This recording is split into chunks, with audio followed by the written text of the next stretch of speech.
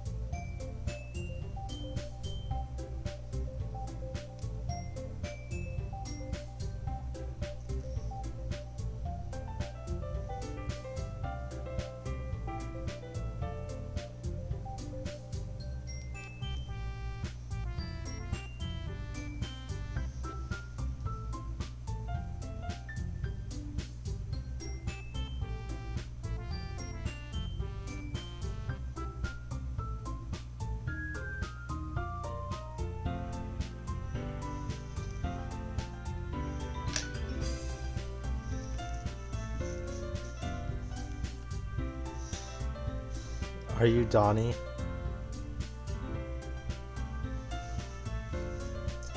Or are you someone else?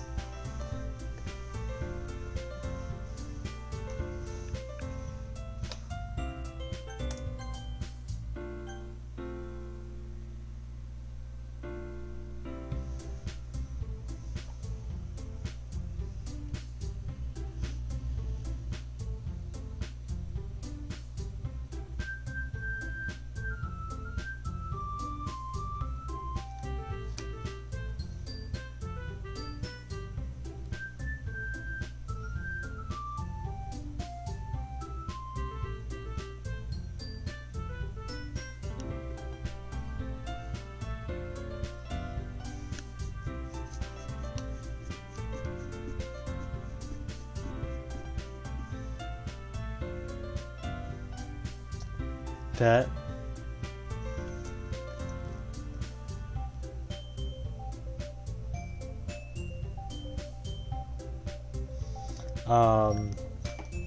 I changed the title, so hopefully that that helps me to not get banned, because I think it might have been like I was lying or something.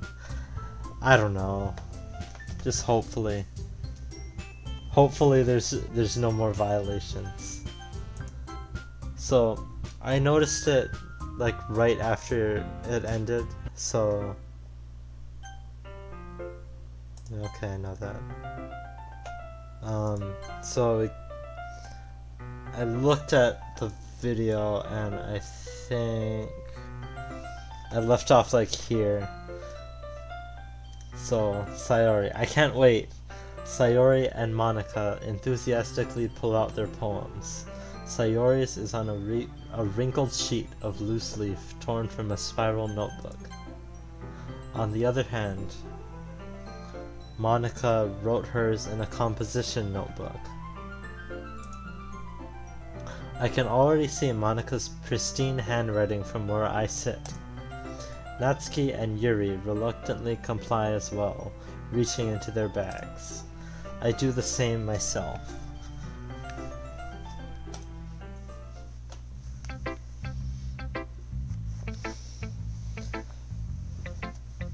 Who should I show it to first?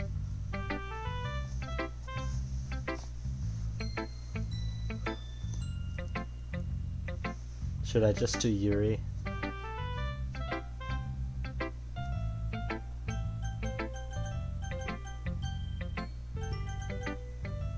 Okay, bet.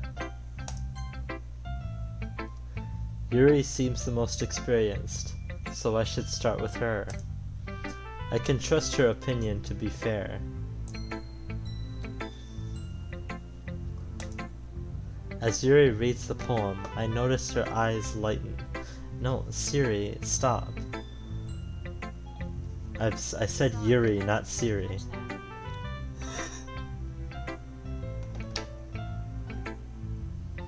As Yuri reads the poem, I notice her eyes lightened.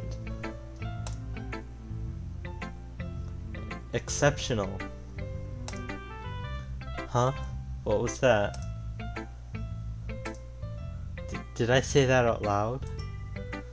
Yuri first covers her mouth, but then ends up covering her whole face.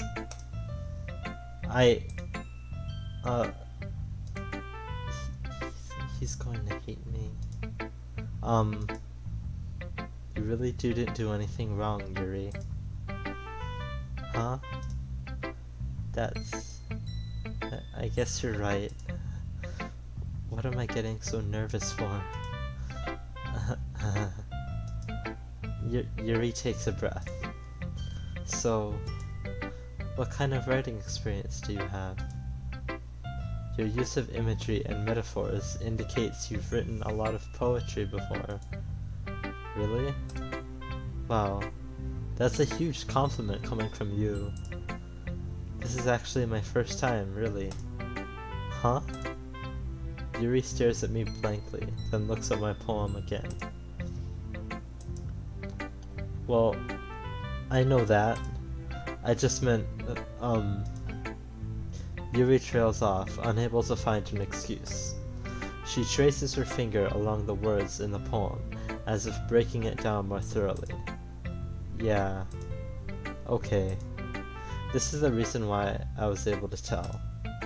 It's just that there are specific writing habits that are usually typical of new writers. And having been through that myself, I kind of learned to pick up on them. I think the most noticeable thing I recognize in new writers is that they try to make their style very deliberate. In other words, they tend to pick a writing style separate from the topic matter, and they form-fit the two together. The end result is that both the style and the expressiveness are weakened. Once Yuri finds her train of thought, it's as if her demeanor totally changes. Her stammering is completely gone, and she sounds like an expert. Of course, that's not something you can be blamed for. There are so many different skills and techniques that go into writing even a simple poem. Not just finding them and building them, but getting them to work together is probably the most challenging part. It might take you some time, but it all comes with practice, and learning by example, and trying new things. I also hope that everyone in the club gives you valuable feedback. Natsuki can be a little bit biased, though. Biased? How? Well, never mind. I shouldn't be talking about people like that. Sorry. It's fine. I'm not sure if Yuri is apologizing to herself, to me, or to Natsuki. Do you mind if I read your poem now? Please do. I'd love to share my thought process behind it. Yuri smiles dreamily, as if that's a rare opportunity for her, which itself is kind of funny. After all, isn't this supposed to be a literature club? Ghost under the light. The tendrils of my hair illuminate beneath the amber glow, bathing. It must be this one. the last remaining streetlight to have withstood the test of time, the last yet to be replaced by the sickening blue-green hue of the future. I bathe, calm, breathing air of the present but living in the past. The light flickers, I flicker back.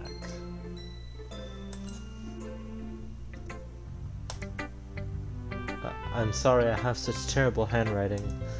What? I wasn't thinking that at all. But it took you a long time to read. Ah. Well, I just don't read script very often. I actually think your handwriting is pretty. Huh? That's a relief. Also, I liked the poem. Even though it's short, it was really descriptive. It wasn't too short. I usually write longer poems. Not at all. I'm really glad you like it. I'll be honest. Since it's our first time sharing, I wanted to write something a little more mild. Something easy to digest, I suppose. Are you into ghosts, Yuri? Actually, the story isn't about a ghost at all, Remy. Really? I must have totally missed the point. Well, I suppose you did only glance over it after all. But remember that poets often express their own thoughts, feelings, and experiences in their work. They usually do more than tell a simple story or paint a picture. In this case, perhaps the subject of the poem is only being symbolically compared to a ghost. Lingering in her last remaining place of comfort, unable to let go of the past, and soon to be left with nothing. That's a lot more solemn, putting it that way. I hadn't even thought of that. That's impressive. Huh? It's nothing really. Yours was impressive too, so... Nah. If anything, I could probably learn a thing or two from you. You think so? Yeah, of course. Ah. You know, I was really nervous about doing all this, but in the end, I enjoyed it. I'm going to keep doing my best for you, Remy. Jathan. Not yet. Ah, me too.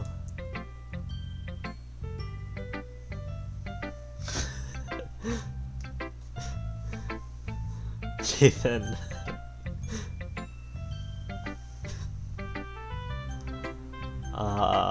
Let's do Monica. Hi, Remy. Having a good time so far? Ah, yeah. Good, glad to hear it. By the way, since you're new and everything, if you ever have any suggestions for the club, like new activities, or things we can do better, I'm always listening. Don't be afraid to bring things up, okay? Alright, I'll keep that in mind. Of course I'll be afraid to bring things up. I'm much better off just going with the flow until I'm more settled in. Anyway, want to share your poem with me? It's kind of embarrassing, but I guess I have to. Don't worry, Remy. We're all a little embarrassed today, you know? But it's that sort of barrier that we'll all learn to get past soon.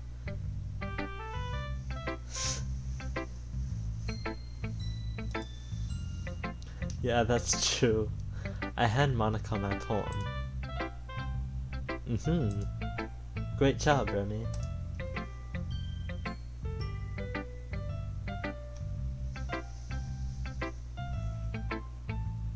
I was going ooh in my head while reading it. It's really metaphorical. I'm not sure why, but I didn't expect you to go for something so deep. I guess I underestimated you. It's easiest for me to keep everyone's expectations low. That way, it always counts when I put in some effort. That's not very fair.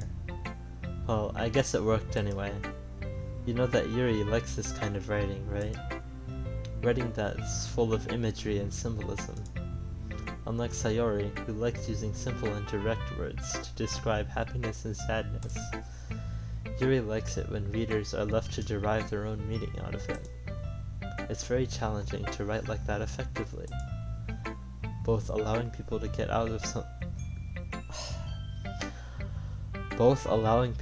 something out of it just by feel, or letting them deeply analyze all of the nuances. It can take years of practice, which I'm assuming Yuri has at this point. I never really asked though. I'm sure I'm nowhere near her level yet. Don't worry so much about that. You do your own thing. Just keep exploring and learn by trying new things.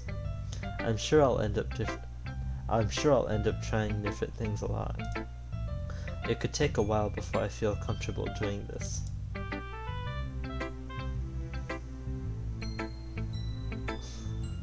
That's okay. I'd love to see you try new things. That's the best way to find the kind of style that suits you. Everyone else might be a little bit biased towards their own kinds of styles, but I'll always help you find what suits you the most.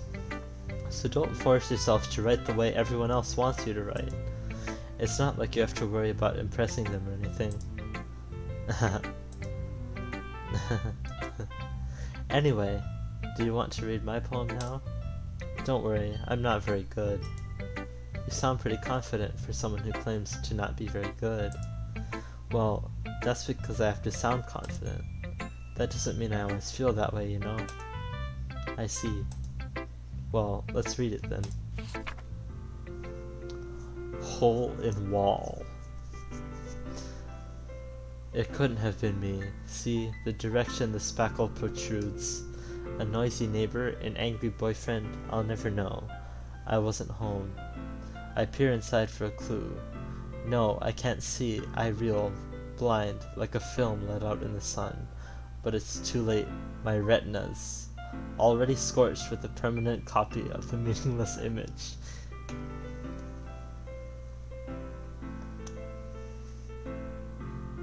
It's just a little hole. It wasn't too bright.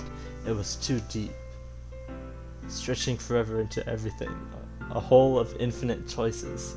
I realize now that I wasn't looking in. I was looking out, and he, on the other side, was looking in.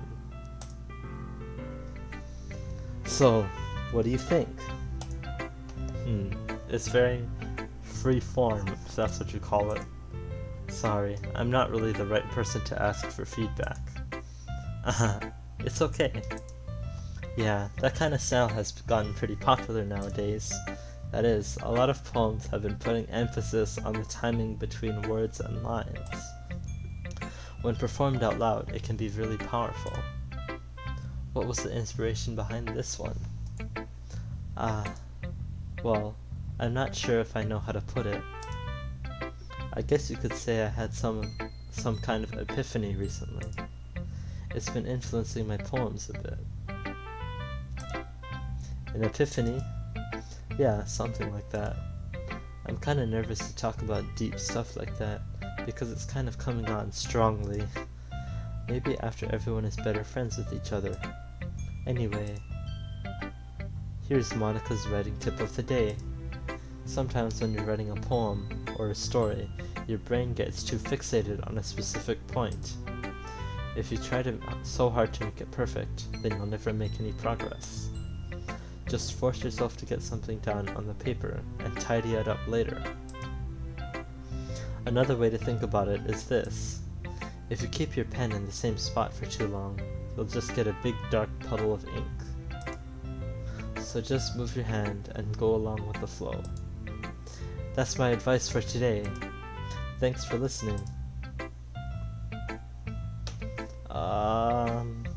Natsuki. Nah, Sayori.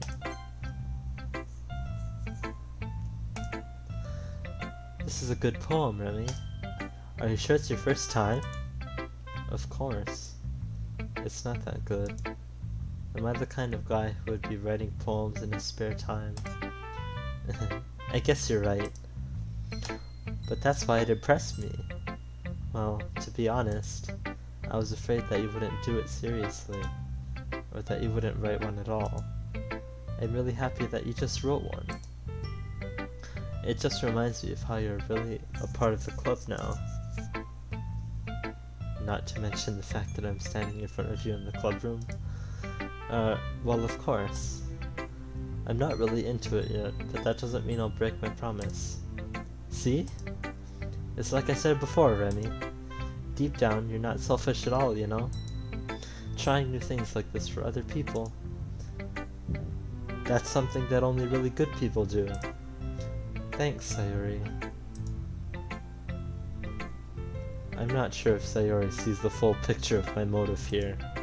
Then again, I can't deny that she's part of the reason I joined. Knowing how much this means to her and all. Yeah. And I'm gonna make sure you have lots of fun here, okay? That will be my way of thanking you. Alright, I'm gonna hold you to that then. Yay! Now, you'll read my poem too, right? Don't worry, I'm really bad at this. We'll see about that. Dear sunshine, the way you glow through my blinds in the morning, it makes me feel like you missed me, kissing my forehead to help me out of bed, making me rub the sleepy from my eyes. Are you asking me to come out and play? Are you trusting me to wish away a rainy day? I look above, the sky is blue. It's a secret, but I trust you too. If it wasn't for you, I could sleep forever. But I'm not mad, I want breakfast.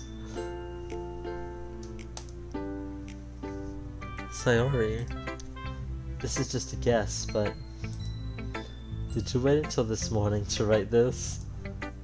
No. Just a little bit. You can't answer just a little bit to a yes or no question. I forgot to do it last night.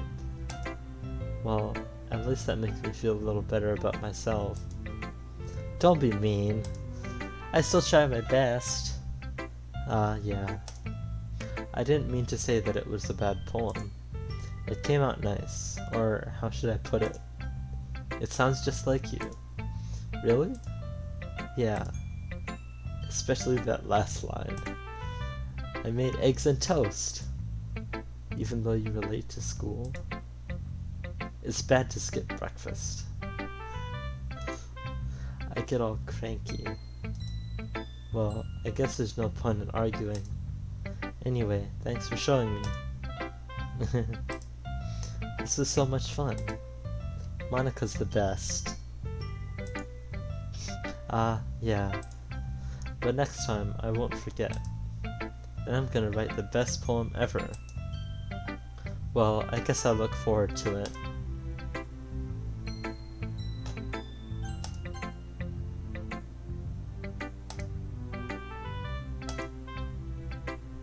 Well, it's about what I expected from someone like you. That's a little blunt. Well, excuse me. It's not like I said it was bad.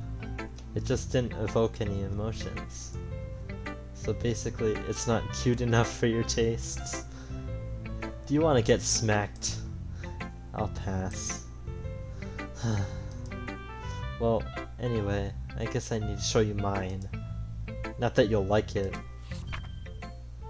Eagles can fly. Monkeys can climb. Crickets can leap. Horses can race. Owls can seek. Cheetahs can run. Eagles can fly. People can try, but that's about it.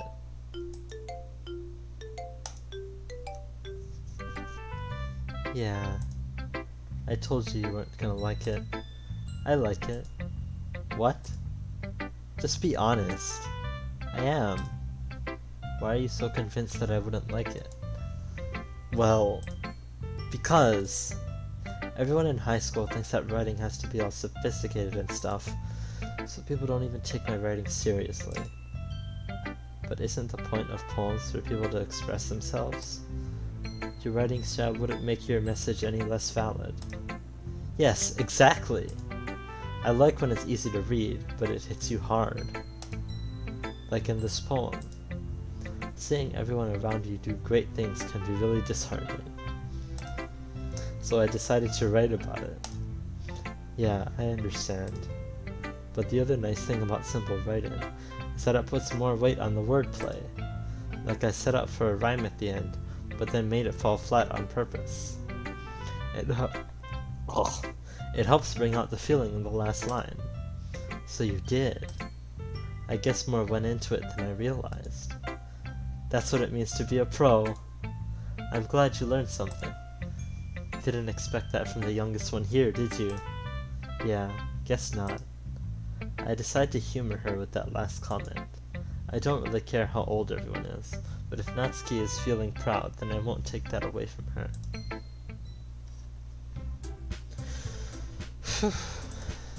I guess that's everyone. I glanced around the room. That was a little more stressful than I anticipated. It's as if everyone is judging me for my mediocre writing abilities. Pout. Even if they're just being nice, there's no way my poems can stand up to theirs. This is a literature club after all. I sigh. I guess that's what I ended up getting myself into. Across the room, Sayori and Monika are happily chatting. My eyes land on Yuri and Natsuki. They gingerly exchange sheets of paper, sharing their respective poems. Oh no. As they read in tandem, I watch each of their expressions change. Natsuki's eyebrows furrow in frustration. Meanwhile, Yuri smiles sadly. What's with this language? Huh? Did you say something? Oh, it's nothing.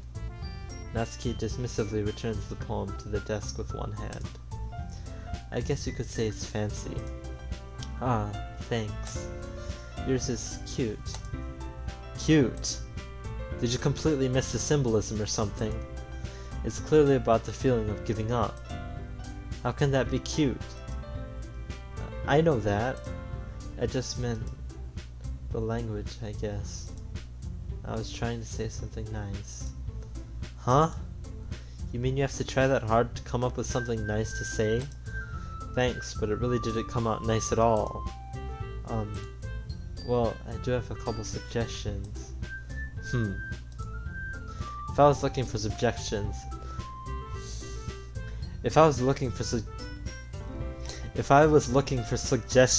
I would have asked someone who actually liked it. Which people did, by the way. Sayori liked it, and Remy did too. So based on that, I'll gladly give you some suggestions of my own. First of all, excuse me. I appreciate the offer, but I've spent a lot of time establishing my writing style. I don't expect it to change anytime soon, unless of course I come across something particularly inspiring. Which I haven't yet. And Remy liked my poem too, you know. He even told me he was impressed by it. Natsuki suddenly stands up. Oh? I didn't realize you were so invested in trying to impress our new member, Yuri. Huh? That's not what I... You're just... Yuri stands up as well. Maybe you're just jealous that Remy appreciates my advice more than he appreciated yours. Huh? And how do you know he didn't appreciate my advice more? Are you that full of yourself? No. If I was full of myself, I would deliberately go out of my way to make everything I do overly cutesy. Is everyone okay? Well, you know what? I wasn't the one whose boobs magically grew a size bigger as soon as Remy started showing up. Natsuki? Natsuki, that's a little... This doesn't involve you. I don't like fighting, guys. Suddenly, both girls turned towards me as if they just noticed I was standing there. Remy, she's just trying to make me look bad. That's not true. She started it. If she could get over herself and learn to appreciate that simple writing is more effective, Oh no. Then this wouldn't have happened in the first place. What's the point of making your poems all convoluted for no reason? The meaning should jump out at the reader, not force them to have to figure it out. Help me explain that to her, Remy. Wait. There's a reason we have so many deep and expressive words in our language. It's the only way to convey complex feelings and meaning the most effectively. Avoiding them is not only unnecessary limiting yourself, it's also a waste. You understand that, right, Remy? Well... How did I get dragged into this in the first place? It's not like I know anything about writing, but whomever I agree with, they'll probably think more highly of me. So of course that's gonna be... I didn't have this option last time. Did you? Did I? I don't even remember. I thought I didn't.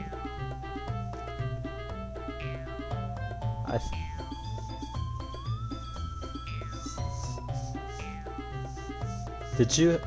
I might be misremembering, but did you have this option? Do you remember, Sean?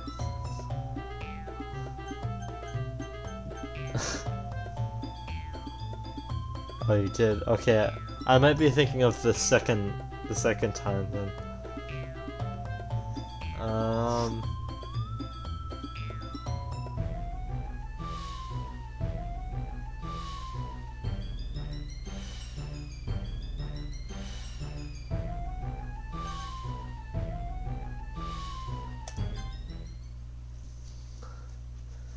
Natsuki, you're right that I liked your poem. See? Wait. That's not an excuse for you to be so mean. You shouldn't pick a fight just because someone's opinion is different. That's not what happened at all. Yuri wouldn't even take my poem seriously. I understand. Yuri. Huh? You're a seriously talented writer. It's no secret that I was impressed. Well, but here's the thing. No matter how simple or refined someone's writing style is, they're still putting feelings into it, and it becomes something really personal. That's why Natsuki felt threatened when you said her poem was cute. I see. I didn't... Siri, stop! I didn't notice that I'm sorry. But Natsuki, you took it way too far. Yuri means well, and if you just told her how you felt, then this wouldn't have happened in the first place. Are you kidding? That's exactly what I did. It was her that... Natsuki, I think that's enough. Man, I picked Natsuki when I first did this, so it's kinda hurt me. It kinda hurts me a little bit. Natsuki, I think that's enough. You both said some things that you didn't mean. Yuri apologized. Don't you think you should too? Natsuki clenches her fist. In the end, nobody has taken her side. Man! Man! She's trapped, at this point being defiant only because she can't handle the pressure.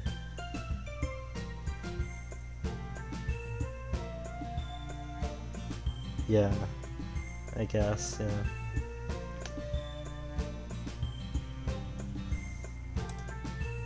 I end up even feeling bad for her. Sometimes when I'm hurt, it helps to take a walk and clear my head. Sayori, she doesn't need to. You know what? I'm going to do that.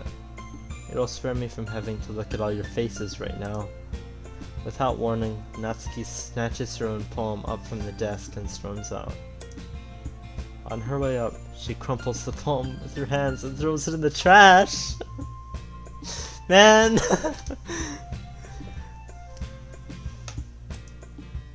Natsuki. She really didn't need to do that. I look across the room. Yuri has her chin buried in her hands while she stares down at her desk. I gingerly approach her and sit in an adjacent chair. Everything alright? I'm so embarrassed. I can't believe I acted like that. You probably hate me now. No, Yuri! How could anyone not have gotten frustrated after being treated like that? You handled it as well as anyone could. I don't think any less of you. Well, alright, I believe you. Thanks, Remy. You're too kind. I'm thankful to have you a part of this club now. It's nothing. One more thing. That one thing that Natsuki said about, you know, I would never do anything so shameful. So, huh? What thing did Natsuki say? You fucking dumbass. Well, never mind that. I'm going to go make some tea. Ah, good idea. Make enough for more than one person, okay? Yeah. Okay, everyone. It's just about time for us to leave. How did you all feel about sharing poems? It was a lot of fun. Well, I'd say it was worth it. It was alright. Oh, you're here. Well, mostly. Remy, how about you? Yeah, I'd say the same. It was a neat thing to talk about with everyone. Awesome! In that case, we'll do the same thing tomorrow. And maybe you'll learn something from your friends too. So your poems will turn out even better. I think to myself, I did learn a little more about the types of poems everyone likes. With any luck, that means I can at least do a better job impressing those I want to impress. I nod to myself with newfound determination. Remy, ready to walk home? Sure, let's go. Sayori beams at me. It truly has been a while since Sayori and I have spent this much time together. I can't really say I'm not enjoying it either. Sayori, about what happened earlier. Huh? What do you mean? You know, between Yuri and Natsuki. Does that kind of thing happen often? No. That's really the first time I've seen them fight like that. I promise they're both wonderful people. You don't hate them, do you? No, I don't hate them. I just wanted your opinion, that's all. I can see why they'd make good friends with you. Phew. You know, Remy, it's nice that I get to spend time with you in the club. But I think seeing you get along with everyone is what makes me the happiest. And I think everyone really likes you too. That's... Every day is gonna be so much fun. It looks like Sayori still hasn't caught on to the kind of situation I'm in. Sure, being friends with everyone is nice, but does it really need to stop there? We'll just have to see what the future holds, Sayori. I pat Sayori on the shoulder. I said that more to myself than to her, but it's easy to use Sayori as an internal monologue sometimes. Okay. Yeah. Let's do this. Okay, I can't hold back, so I'm gonna write it for Natsuki this time.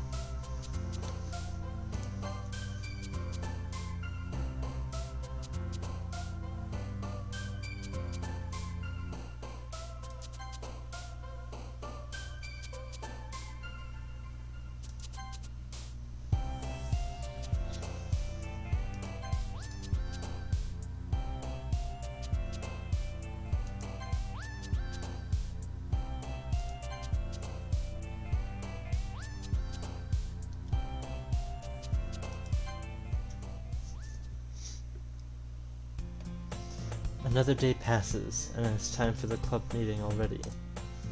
I've gotten a little more comfortable here over the past couple days. Entering the club room, the usual scene greets me. Hi, Remy. Yo, Sayori. Looks like you're in a good mood today. I'm just still not used to you being in the club, that's all. I see. That's a pretty simple thing to get you in a good mood. But I guess it's always the simple things with you anyway. Speaking of which, I'm kinda hungry. Will you come with me to buy a snack? No thanks. Huh? That's not like you at all. I have my reasons. Why don't we take a look at your purse, Sayori? Eh? Why that, all of a sudden? No reason, really. I just wanted to look at it. Sayori nervously retrieves her coin purse. She fumbles with the latch and gets it open. Then, she turns it upside down and lets its contents spill onto the desk. Only 2 small coins fall out. I knew it. I can see right through you, Sayori. Can you? That's not fair. How did you even know? It's simple. We've had enough money in the first place. You would have bought a snack before coming to the club room. So, either you're not hungry and wanted an excuse to take a walk, or you plan to conveniently forget that you spent all your money so that I would lend you some. But there's one more thing. You're always hungry, and so that only leaves the one option. Wow. I give up. Don't make me feel guilty. If you feel guilty, that means you deserve to feel guilty. Yuri suddenly giggles. Huh? I didn't notice that she was listening in. Her face is in her book as always. I wasn't listening or anything. It was just something in my book. Yuri. Tell Remy to let me borrow some money. Don't get me involved like that, Sayori. Besides, you should only buy what you can responsibly afford. And frankly, after pulling a mischievous little stunt like that, your suffering is fair enough retribution. Jesus Christ. Did I just... I didn't mean that. I got too absorbed into my book.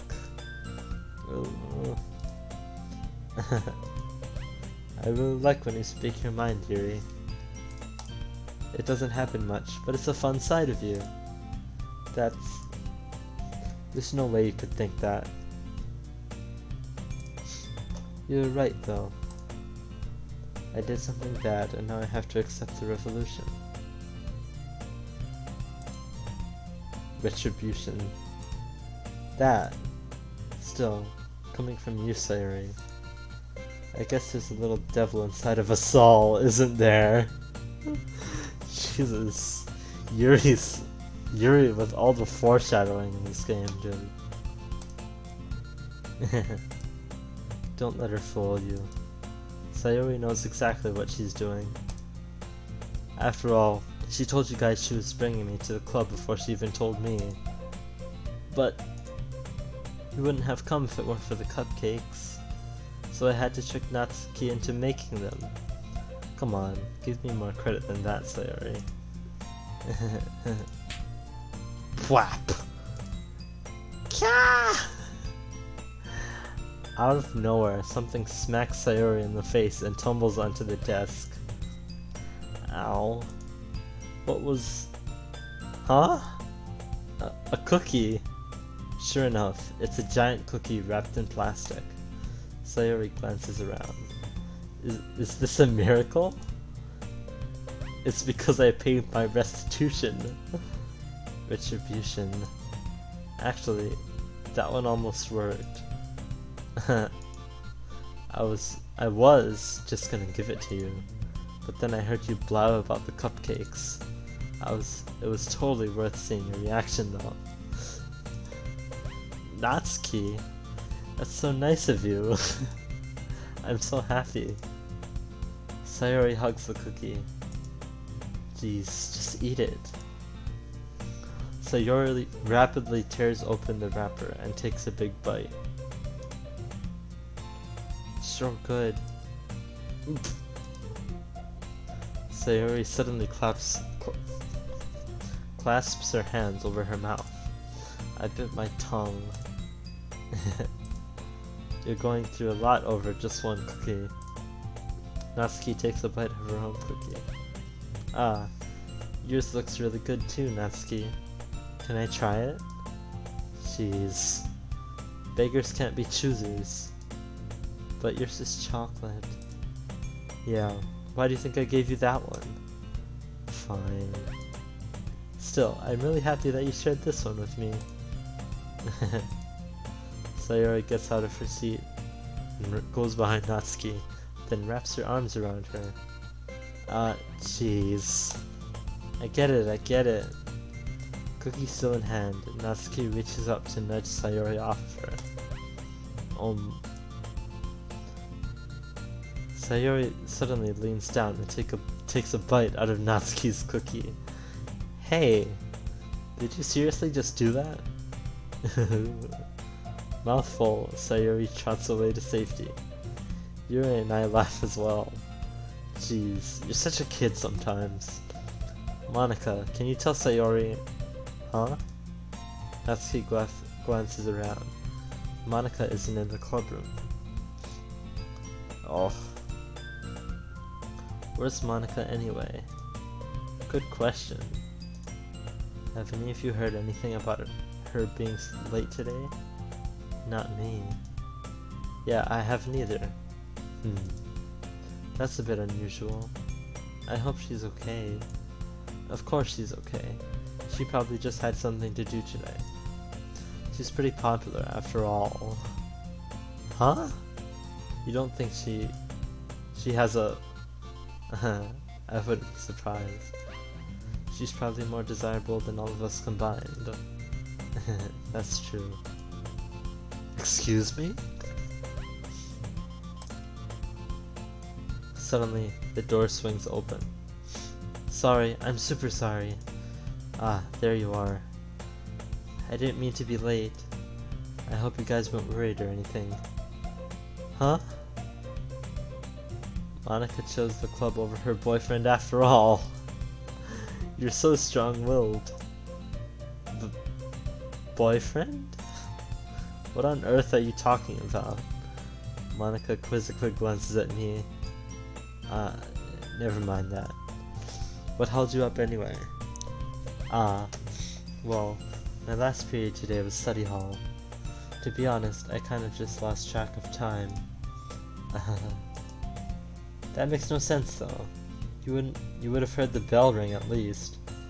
I must not have heard it since I was practicing piano. Piano? I wasn't aware you played music as well, Monica. I don't, really. I kind of just started recently. I've always wanted to learn piano. That's so cool. You should put away something. You should play something for us, Monica. That's... Monica looks at me. Maybe once I get a little bit better, I will. Yay. That sounds cool. I'd also look forward to it. Is that so? In that case, I won't let you down, Ernie. Monica smiles sweetly. I didn't mean any pressure or anything like that. Don't worry, I've been practicing a whole lot recently. And I'd really love the chance to share once I'm ready. I see. In that case, best of luck. Thanks. So I didn't miss anything, did I? Not really. I chose to leave out Sayori's mischievous escapade. Is it escapade? Whatever. I'm sure Natsuki will end up complaining to her anyway. It looks like everyone has already settled down. Sayori somehow already finished her entire cookie. Yuri is back to her book, and Natsuki disappeared into the closet.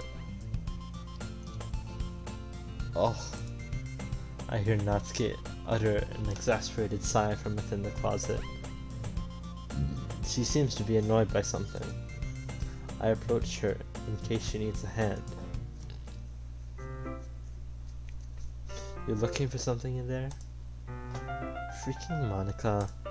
She never puts my stuff back in the right spot. What's the point in keeping her collection organized if someone else is just gonna mess it up? Natsuki slides a bunch of stacked books and boxes across the shelf. Manga. You read manga, right? Ah, sometimes. Manga is one of those things where you can't admit you're really into it until you figure out where the other person stands. How did you know, anyway? I heard you bring it up at some point. Besides, it's kind of written on your face. What's that supposed to mean? I see. There's a lone volume of manga amidst a stack of various books on the side of one of the shelves. Curious, I pull it out of the stack. There it is. Natsuki snatches it out of my hand. She then turns to a box of manga and slips the volume right into the middle of the rest. Ah, much better. Seeing a box set with one book missing is probably the most irritating sight in the world. I know that feel. I get closer at the box set she's admiring. Parfait Girls. Oh, I just realized. I wrote the poem for Natsuki, and now I'm getting a Natsuki event. I wonder if Did you get this, Sean? Did this scenario happen to you?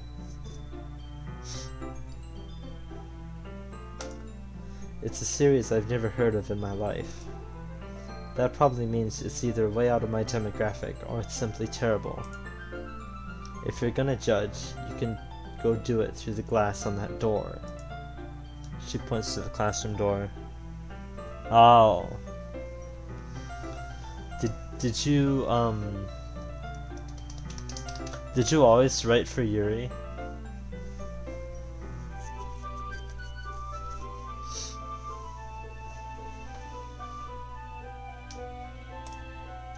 Hey, I wasn't judging anything. I didn't even say anything. It was the tone of your voice. But I'll tell you one thing, Remy. Consider this a lesson straight from the literature club. Don't judge a book by its cover. In fact, Natsuki pulls out the first volume of Parfait Girls from the box. I'm gonna show you exactly why. Oh, okay. Did you have the Yuri event the first time? She shoves the book right into my hands. Ah, I stare at the cover. It features 4 girls in colorful attire, striking animated feminine poses. It's exceedingly moe. Don't just stand there. Uah. Natsuki grabs my arm and pulls me out of the closet. She then takes a seat against the wall beneath the windowsills.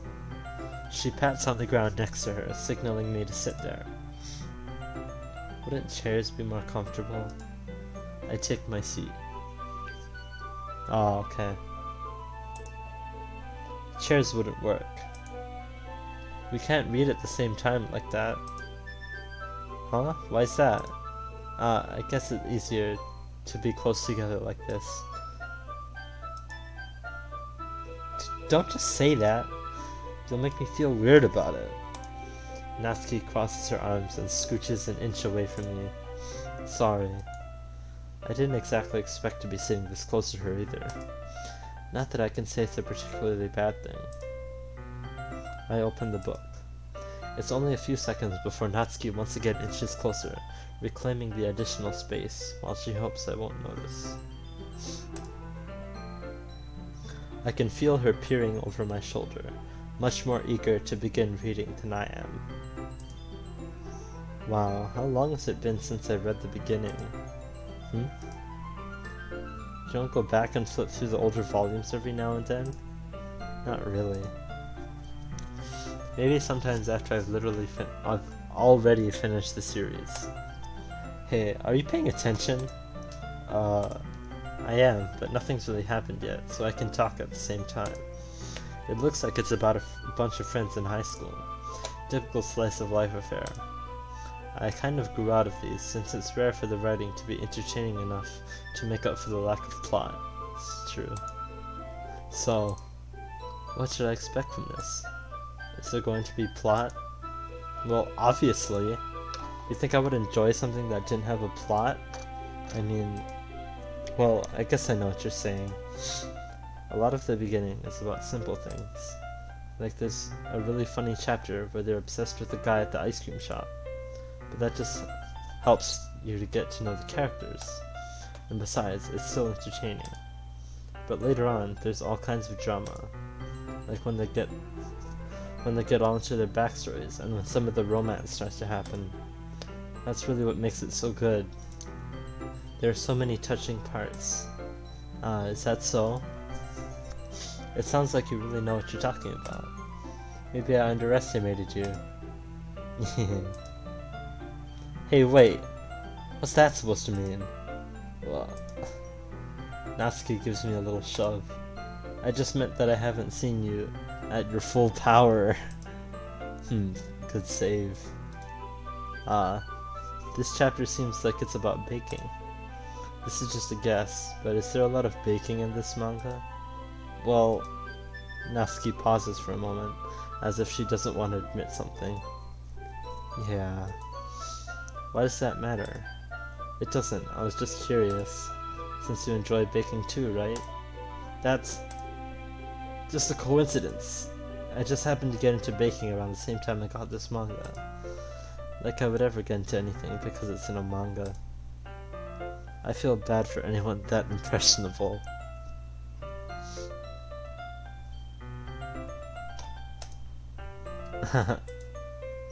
Definitely not a coincidence. I guess that explains Natsuki's interest in baking. Oh god. Still, of all the hobbies to pick up from a manga, that's definitely one of the better ones. Not to mention she's really good at it, so who am I to judge? We read on for a few more minutes. I finished a couple chapters at this point. Are you sure this isn't boring for you? It's not, even though you're just watching me read. Well, I'm fine with that, if you say so. I guess it's fun sharing something you like with someone else. I always get excited when I convince any of my friends to pick up a series I enjoy. You know what I mean? Don't? It's not... Well, I wouldn't really know. What do you mean? Don't you share your manga with your friends? Could you not rub it in? Jeez. Sorry. Like I could ever get my friends to read this. They just think manga is for kids. I can't even bring it up without them being all like, huh? You still haven't grown out of that yet? Makes me want to punch them in the face. Ugh, I know those kinds of people. Honestly, it takes a lot of effort to find friends who don't judge, much less friends who are also into it. I'm already kind of a loser, so I guess I gravitated towards the other losers over time. But it's probably harder for someone like you. Yeah, that's pretty accurate. Wait, which part? I mean, I feel like I can't even keep it in my own room. I don't even know what my dad would do if he found this. At least it's safe here in the club room. Except Monica was kind of a jerk about it. Ugh, I just can't win, can I? Well, it paid off in the end, didn't it? I mean, here I am, reading it. Well, it's not like that solves any of my problems. Maybe. But at least you're enjoying yourself, right? So... Jeez, that's enough. Are you gonna keep reading or what? Yeah. I flip the page. Suddenly, Natsuki starts laughing. I totally forgot that happens. Natsuki puts her finger on one of the panels. Minori is my favorite character. You always feel a little bad for her since she's so unlucky. But it gets especially bad when... Oh, I shouldn't be talking about that yet. Just finish this chapter. Natsuki's voice sparkles with excitement. It's a stark contrast to her usual bossy tone. Or if she's not used to sharing a favorite manga with her friends, I can understand why. It's hard to express in words the feeling you get when connecting with someone like that. And being able to provide that to Natsuki, for whom it's a rare experience. The thought makes me smile a little to myself. Okay, everyone. Huh? Are you all ready with today's poems? Oh, come on. Could your timing be any worse? Sorry. I just need to make sure we have enough time. Though you do look pretty cozy over there. Huh? Natsuki suddenly notices how close she's gotten to me. She hastily slides herself a good 12 inches away from me. Alright. Guess I'll stop here for now. I close the book and hand it towards Natsuki. You're just giving it back? Don't you want to know what happens? Yeah, but... Monica just said... Don't be dumb. Just take it home with you. Yeah? Is that really alright? I say that mostly because I really didn't plan on using my spare time to read this. Well, of course. It would take forever to finish it if you didn't take it home. Just finish that one before tomorrow, so we can start the next one. And if it gets bent, I'll kill you. By tomorrow? I only got partway through the volume so far. I might fall behind on some shows if I try to get through this. But I suppose that's a necessary sacrifice in exchange for seeing Natsuki's enthusiastic face. Or am I more scared of what will happen if I don't finish it? Alright then. I stand up. I return to where I put my stuff and carefully slip the book into my bag.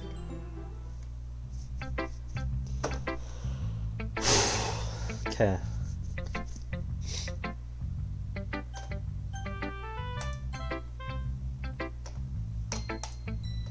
Ooh, I like this one, Remy. It has some nice feelings in it. Ah, I'm glad. Does that mean it's better than yesterday's? Let me think. I don't know. I guess I like them both. That's not very helpful, you know. Well, I'm not very good at figuring out if poems are good or bad. But that's just why I go by my heart.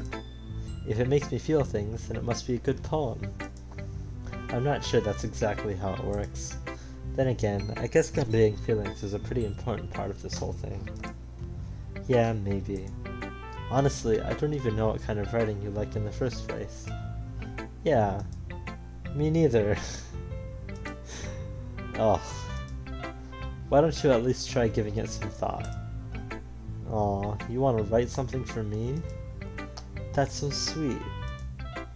Yeah, right. But you're always thinking about other people. You need to think about yourself once in a while. If you don't, you might end up getting hurt at some point. Yeah? Well, I don't really know what you mean, but I'll try to keep that in mind.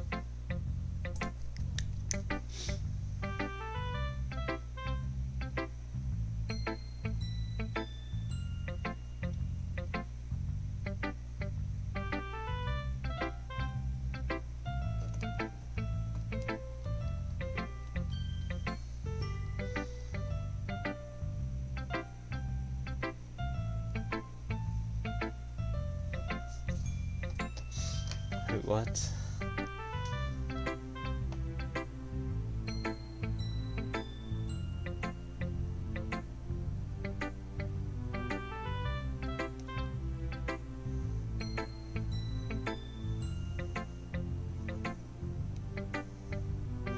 Oh, okay.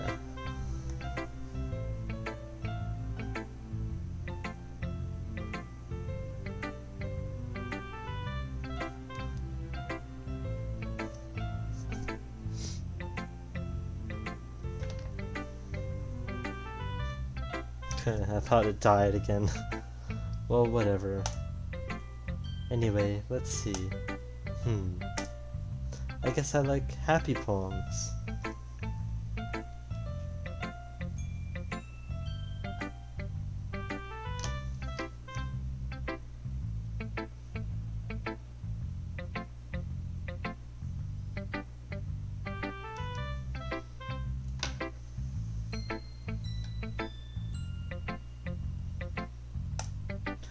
Wait, sometimes I like sad poems too.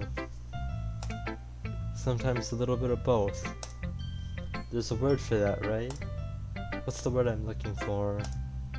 Bittersweet. Yeah. I like things that are happy and things that are sad. Happy and sad? I can't see you liking something sad, Sayori. Well, I like happy the most. But sometimes when you have a little rain cloud in your head, a sad poem can help give the rain cloud a little hug. Oh, and make a nice happy rainbow. Oh, sorry. Sorry, everybody. Sayori, that's unexpectedly poetic. Eh? It is? Maybe I'm getting better at expressing my feelings after all. Thanks, Remy. I should go write that down then. You can read my poem now, okay? I pop off... Sorry. I pop off my scalp like the lid of a cookie jar. It's the secret place where I keep all of my dreams. Little balls of sunshine, all rubbing together like a bundle of kittens. I reach inside with my thumb and forefinger and pluck one out. It's warm and tingly, but there's no time to waste. I put it in a bottle to keep it safe, and I put the bottle on the shelf with all of the other bottles. Happy thoughts, happy thoughts, happy thoughts in bottles, all in a row. My collection makes me lots of friends. Each bottle is starlight to make amends. Sometimes my friend feels a certain way. Down comes a bottle to save the day. Night after night, more dreams. Friend after friend, more bottles. Deeper and deeper my fingers go, like exploring a dark cave, discovering the secrets hiding in the nooks and crannies. Digging and digging, scraping and scraping. I blow dust off my bottle caps. It doesn't feel like time elapsed. My empty shelf should use some more. My friends look through my locked front door. Finally, all done. I open up, and in come my friends. In they come, in such a worry. Do they want my bottles that much? I frantically pull them from the shelf, one after the other, holding them out to each and every friend, each and every bottle. But every time I let one go, it shatters against the tile between my feet. Happy thoughts, happy thoughts, happy thoughts in shards, all over the floor. They were supposed to be for my friends who aren't smiling. They're all shouting, pleading, something, but all I hear is echo, echo, echo, echo, echo inside my head.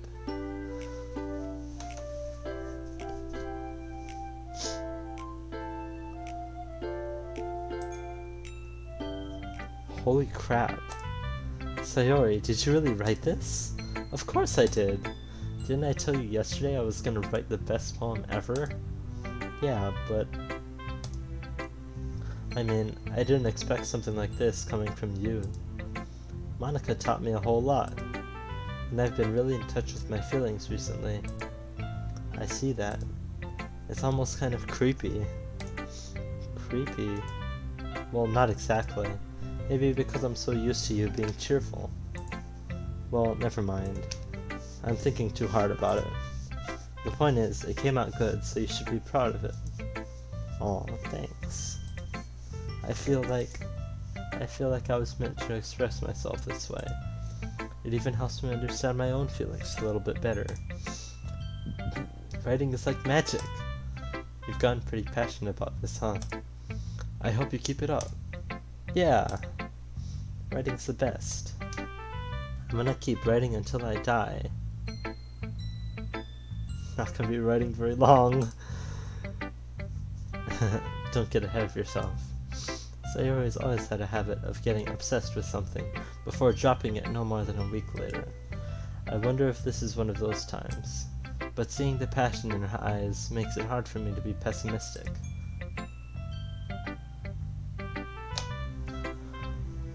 That was a long one. That was a long one. I want to see something real quick.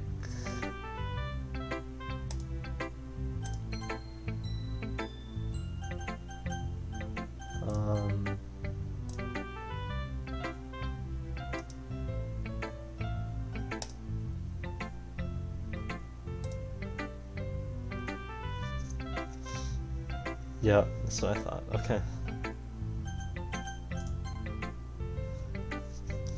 I'll show it to Monica now. Hi again, Remy. How's the writing going? Alright, I guess.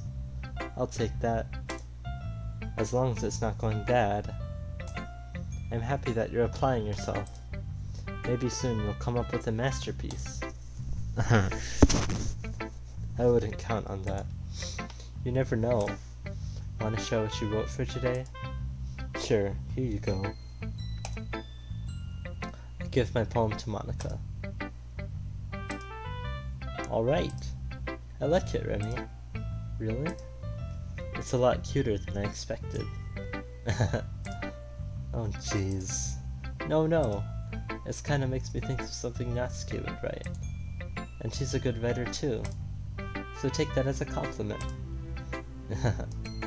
If you say so. Yep. By any chance, have you read anything by Shel Silverstein?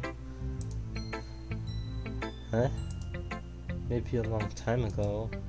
He's famous for telling all kinds of stories in just a few simple words. Yes, he is. His poems can be funny, endearing, or even sad, and sometimes they're only a few lines long. They might even feel like they're written for kids, but if you think about them, they can express views of the world that would apply to anybody. I see. So you're saying that Natsuki is kind of like that? Sort of. Maybe she's not an expert, but you probably won't find much filler in her poems. They might be easy to write, but they're super challenging to get the meaning through. So I can see why it would be your kind of poem to explore.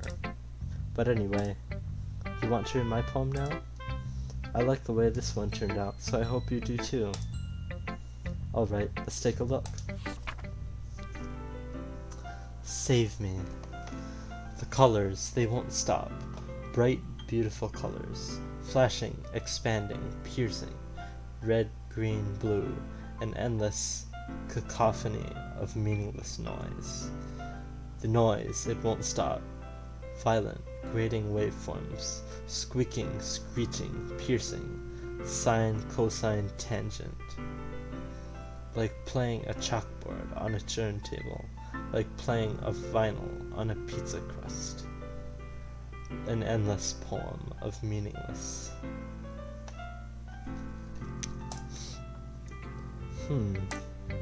It's even more abstract than your last one, huh? I guess it's just the way I write.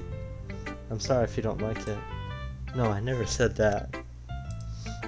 It's just a kind of thing that I've never really seen before, I guess. I kind of like playing with my space on the paper. Choosing where and how to space your words can totally change the mood of the poem. It's almost like magic. The way I wrote the lines, really short, makes it feel like they're trying to speak over the noise. I see. Huh. Didn't think of it like that. It's so hard for me to tell what it's about, though.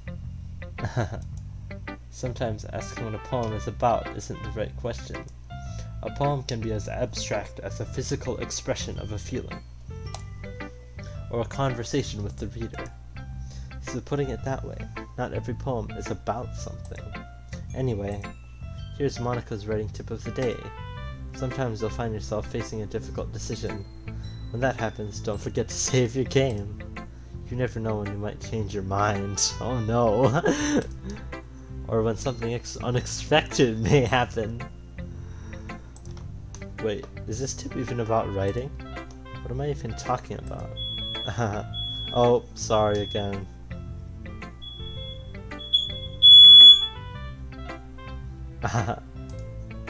That's my advice for today. Thanks for listening. Who should I show my poem to next? Let's save Natsuki for last. Let's see what you've written for today. This is pretty good, Remy. Were you influenced by seeing everyone's writing styles yesterday? I guess you could say that. I was also a bit surprised by how differently everyone writes.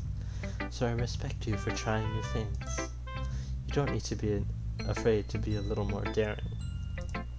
Metaphors can go a long way. Don't feel like you need to work your brain like turning a bunch of gears. Try letting your mind wander through your feelings, and write down the things you see and hear. That's one way to truly enable your reader to see into your mind. It's a very intimate exercise. I see. That's a certainly interesting technique. Thanks for sharing. I have, well, an example of that if you'd like to read it. Of course. Is this the poem you wrote for today? Yuri nods and timidly hands me her poem. The Raccoon. It happened in the dead of night while I was slicing bread for a guilty snack. My attention was caught by the scuttering of a raccoon outside my window. That was, I believe, the first time I noticed my strange tendencies as an unordinary human. I gave the raccoon a piece of my bread, my subconscious well aware of the consequences, well aware that a raccoon that is fed will always come back for more. The enticing beauty of my cutting knife was the symptom. The bread, my hungry curiosity. The raccoon, an urge. The moon increments its phase and reflects that much more light off of my cutting knife. The very same light that glistens in the eyes of my raccoon friend. I slice the bread, fresh and soft. The raccoon becomes excited. Or perhaps I'm merely projecting my emotions onto the newly satisfied animal. The raccoon has taken to following me. You could say that we've gotten quite used to each other. The raccoon becomes hungry more and more frequently, so my bread is always handy. Every time I brandish my cutting knife, the raccoon shows me its excitement. A rush of blood. Classic Pavlovian conditioning.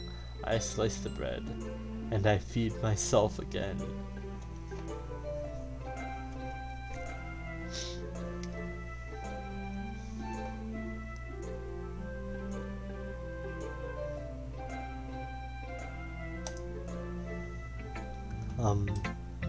I was a little more daring with this one than yesterday's.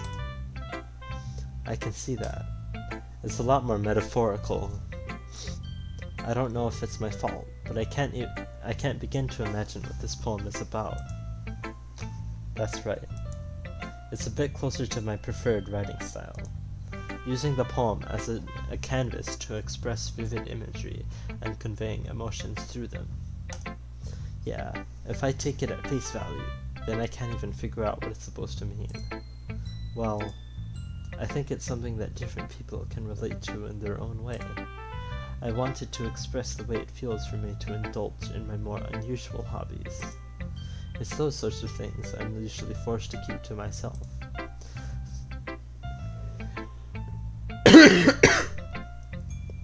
So, I sometimes enjoy writing about them. Why do you keep them to yourself? Because they're embarrassing, and people would make fun of me.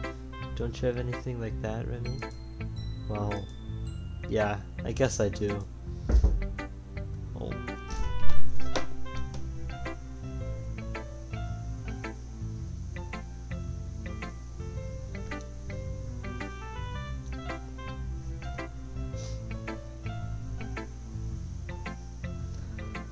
Okay.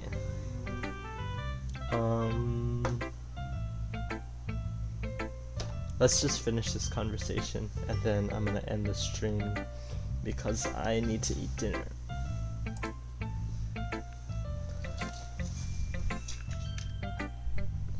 The best we can do is respect each other and our individualities, even if it's difficult sometimes and some things make us uncomfortable. After all, If I hadn't learned to embrace my own weirdness, I would probably hate myself. I might be ranting a little bit now, but I'm glad that you're a good listener. Oh, okay. So, I'm gonna save.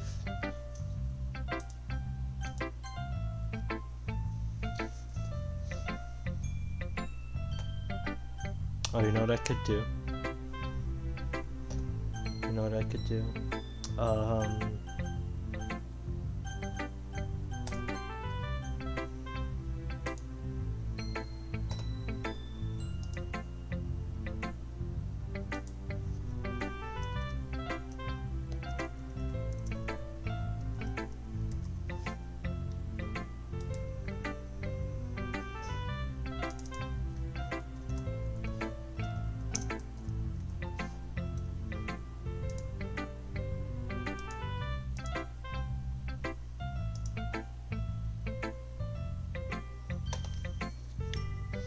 Yeah, that's what I'll do. Okay.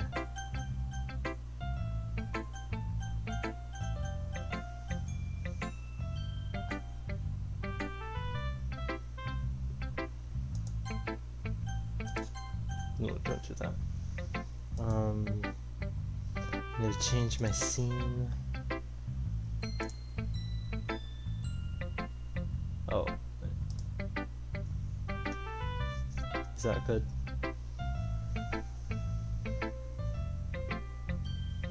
Okay. I'm gonna take a break and then I'll be back soon.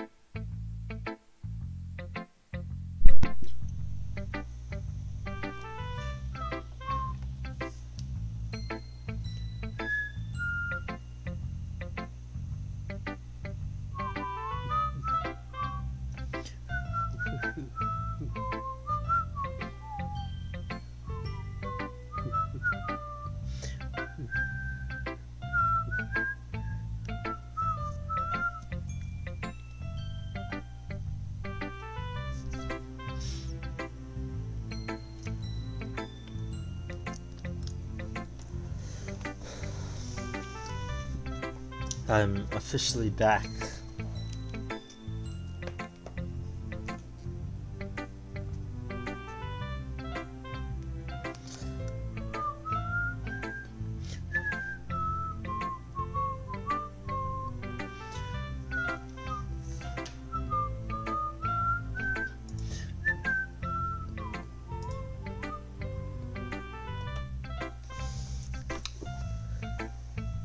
Damn!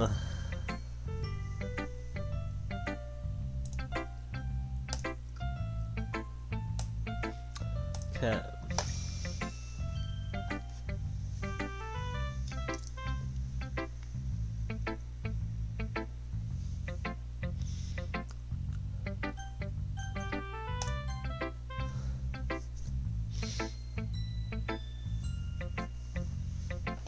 So I'm showing my second poem to everyone else. I got there, and I'm just on Natsuki next. And I did write it for her, so yeah.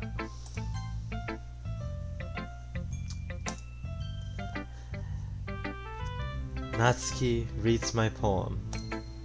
She keeps glancing at me, then back at the poem. By now, she must have read it more than once. Aren't you supposed to be bad at this?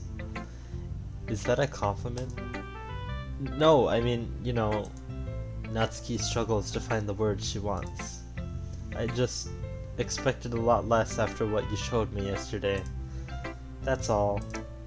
Well, I guess I just got lucky with this one. Yeah, exactly.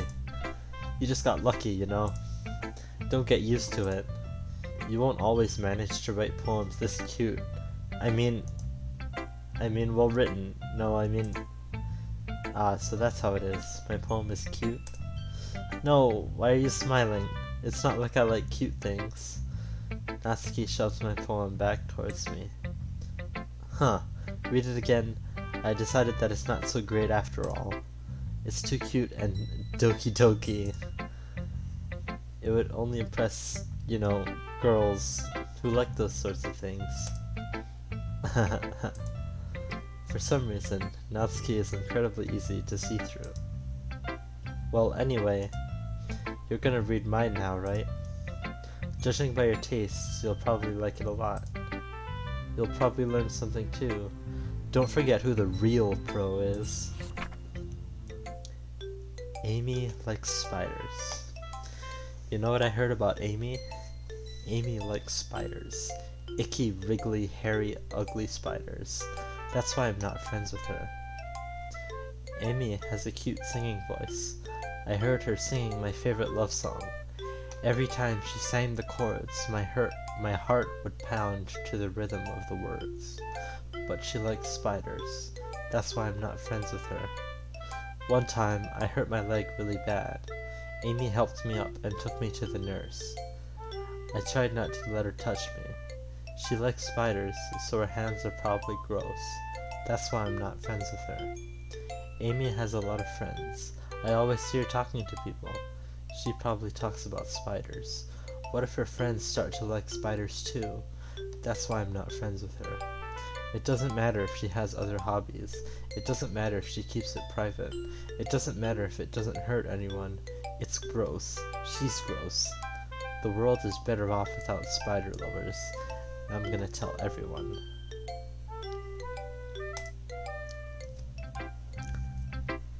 Not bad, right? It's quite a bit longer than yesterday's.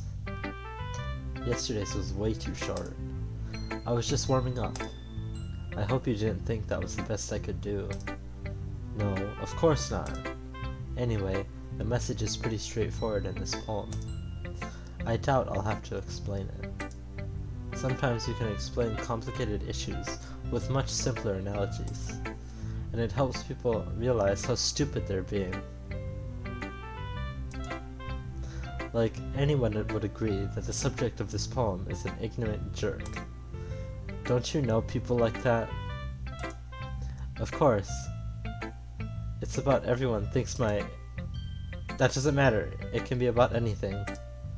I wrote it to be easy to relate to. Everyone has some kind of weird hobby or a guilty pleasure. Something that you're afraid of if people finds out. They'd make fun of you or think less of you. But that just makes people stupid. Who cares what someone likes, as long as they're not hurting anyone and it makes them happy? I think people really need to learn to respect others for liking weird things. Huh, that's funny. Yuri wrote about something similar today. Huh? Did you say Yuri? Yeah. She said her poem was about an unusual hobby of hers. I didn't really get it, but she said something similar to you. That people shouldn't make each other feel insecure about those things. Really? Well, I mean, Yuri's pretty weird, so I wouldn't doubt that she has some weird hobbies. Not that there's anything wrong with that. It's not like I would judge her or anything. Natsuki has trouble finding words. I guess I should try not to be so mean to her. If she feels insecure about her weird behaviors and stuff. I mean, I always hate people who make me feel insecure. And Yuri made me feel insecure yesterday. But the way you put it, it sounds like she learned her lesson. Well, I would say so. Even if her writing style is really different, I'm sure she'll appreciate the message in your poem. It's what I do best, after all. I don't like writing unless there's a good message to take away from it. Like, conveying emotions is important. But I want to make people think, not just feel. Remember that. I'm gonna write a good one for tomorrow too, so look forward to it. Okay everyone, we're all done reading each other's poems, right? I have something extra planned today, so if everyone could come sit at the front of the room. Is this about the festival? Well, sort of. Ugh. Do we really have to do something for the festival? It's not like we can put together anything good in just a few days. We'll just end up embarrassing ourselves instead of getting any new members. That's a concern of mine as well. I don't really do well with last-minute preparations. Don't worry so much. We're going to keep it simple, okay? We won't need much more than a few decorations. Sayori has been working on posters, and I've designed some pamphlets we can give out during the event. Okay, that's great and all, but that doesn't tell us whether we're going to be actually doing something for the event. Ah, sorry. I thought you heard about it already. We're going to be performing.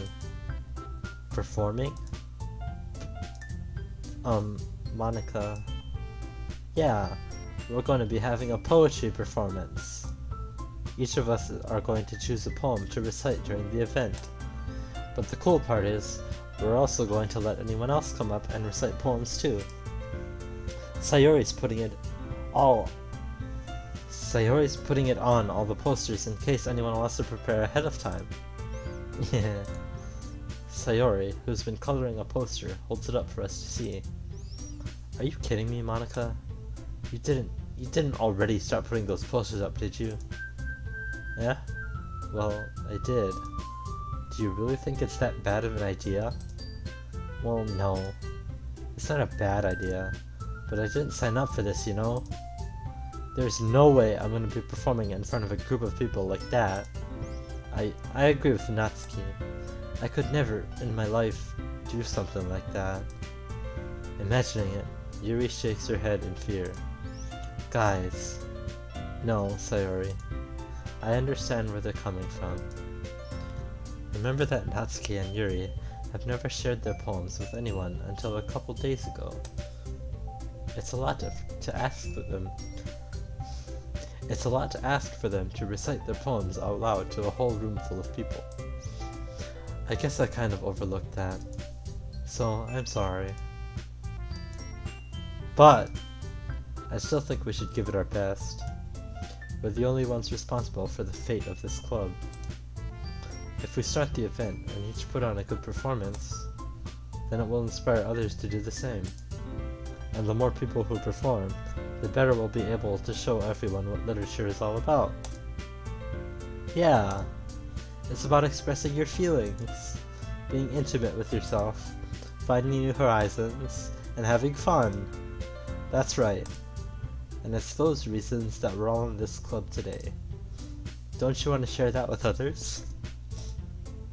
To inspire them to find the same feelings that brought you here in the first place? I know you do.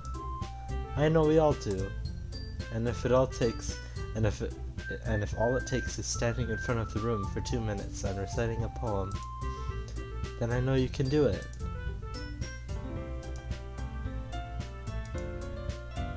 Natsuki and Yuri remain silent. Sayori looks worried. I guess that leaves me no choice. I agree. I don't think it's too much to ask. I think that Sayori and Monica have been trying really hard to get new members. The least we can do is help them out a little bit. Well, maybe, but it looks like Natsuki doesn't have any arguments left. Okay, fine. I guess I'll just have to get it over with. Alright. Phew. Thanks, Natsuki. What about you, Yuri? Yuri dejectedly glances around at everyone else's expectant faces. I guess I don't really have a choice. That's everyone! You're the best, Yuri. This club is seriously going to be the death of me. Oh gosh. You'll be fine, Yuri. But anyway, let's move on to the main event. I want each of you to choose a poem of yours. We're going to practice reciting them in front of each other. No way! Monica, this is too sudden. Well, if you can't recite your poem in front of the club, how do you expect to do it in front of strangers? Oh no. Don't worry. I'll start off to help everyone feel a little more comfortable. Can I go next?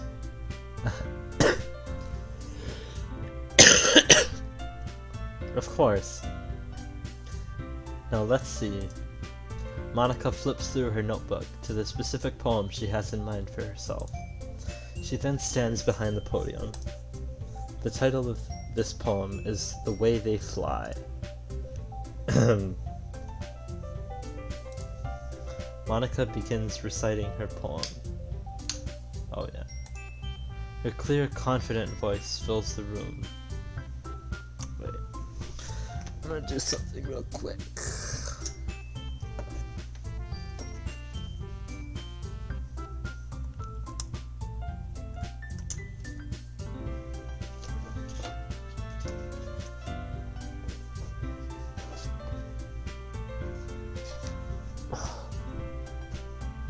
Bam.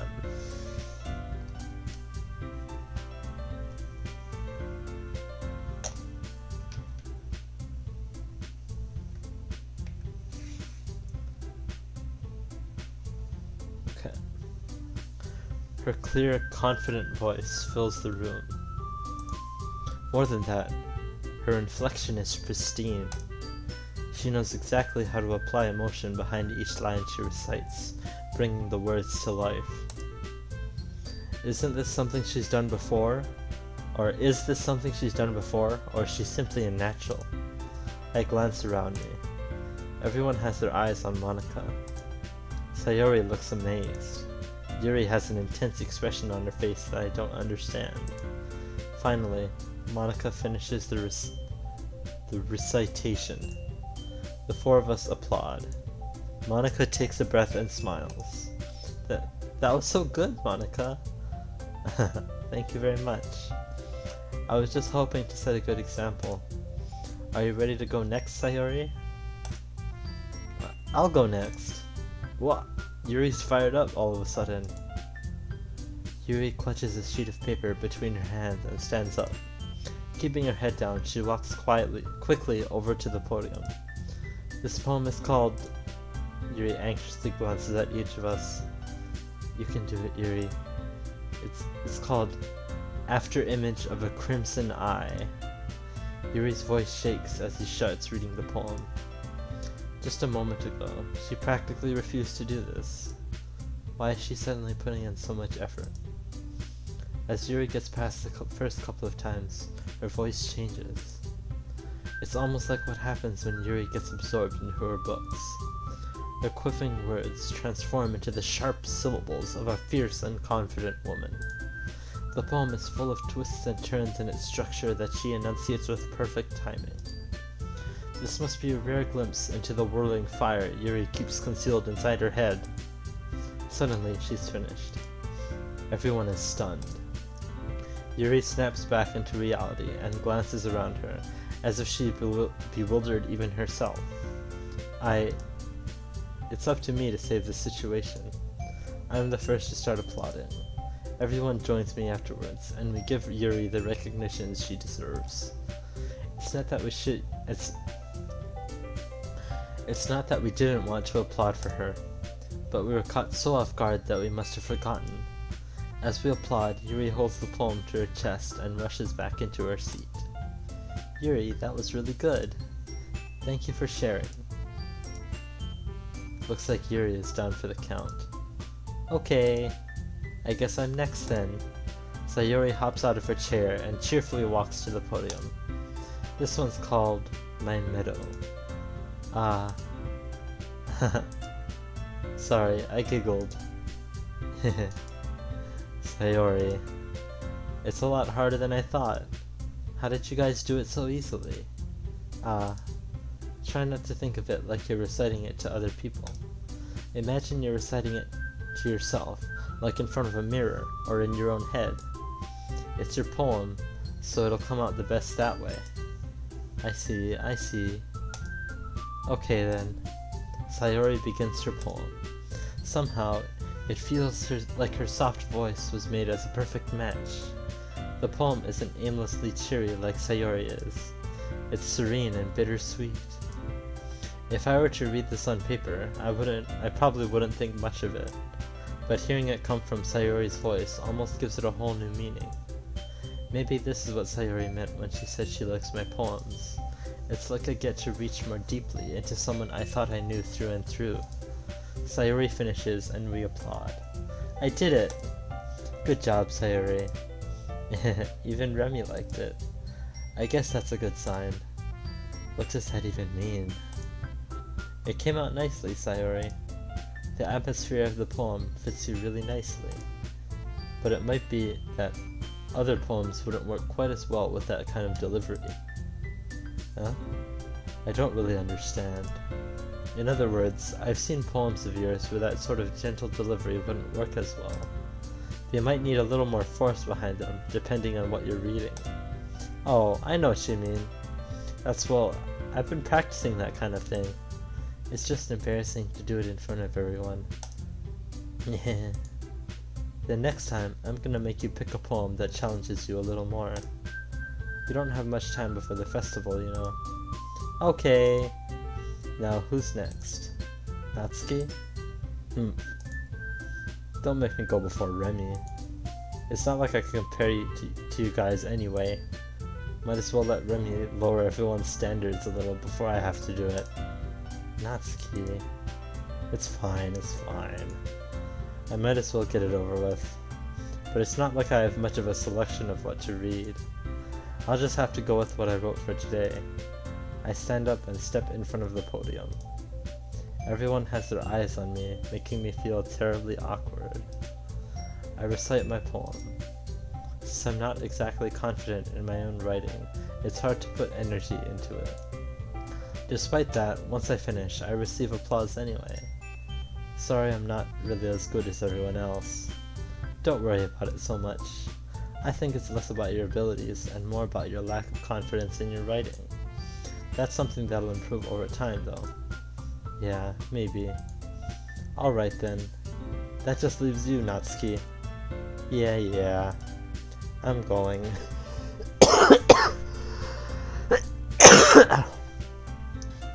Natsuki begrudgingly gets out of her seat and makes her way to the podium.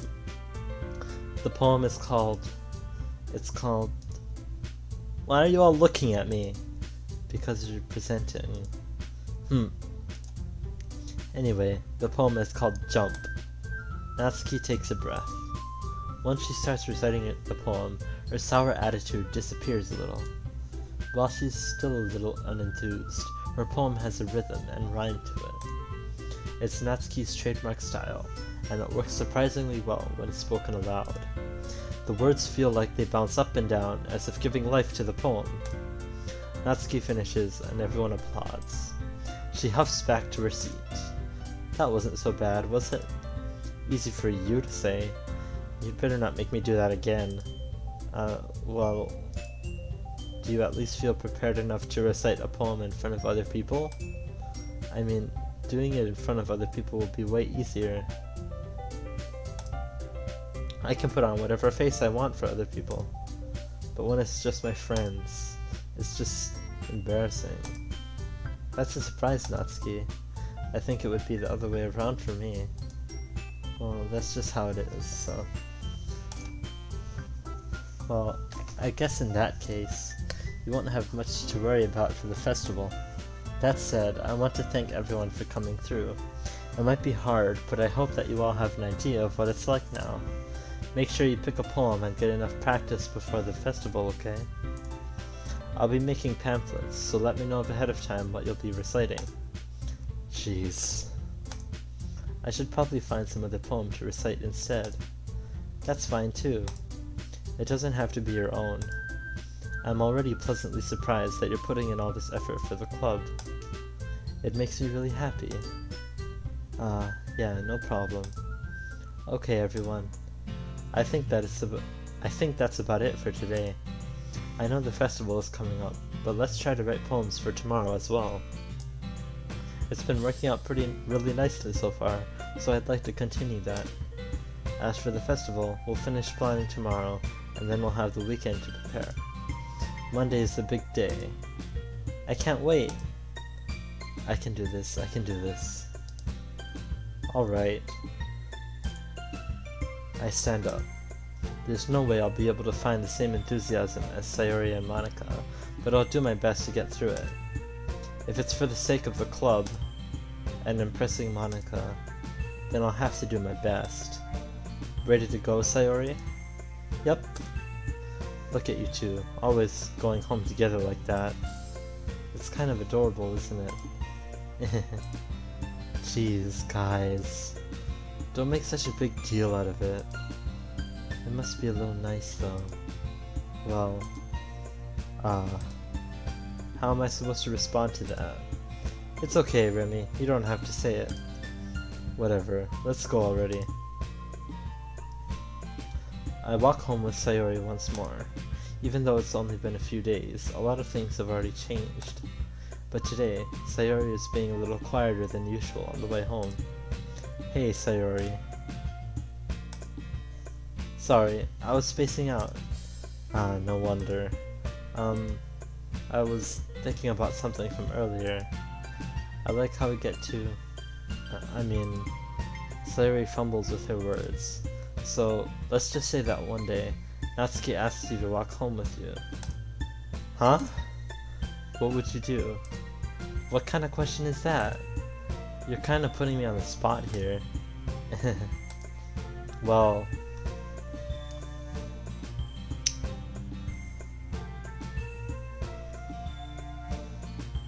I mean, she's gonna kill herself anyway.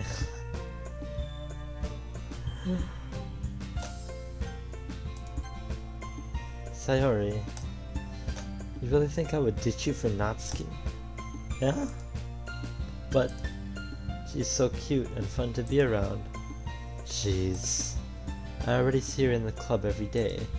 Besides, you always seem to really like going home together. I wouldn't just ruin that for you. You're so silly, Remy. You think about me too much sometimes. Natsuki would deserve it if she wanted it, so... Sayori, I've already made up my mind. I really can't figure you out sometimes. Sorry. Besides, what's the point in speculating... What's the point in speculating something that's never going to happen? The conversation trails off. It's kind of a weird thing for Sayori to care so much about, but I want to respect her and keep her happy too.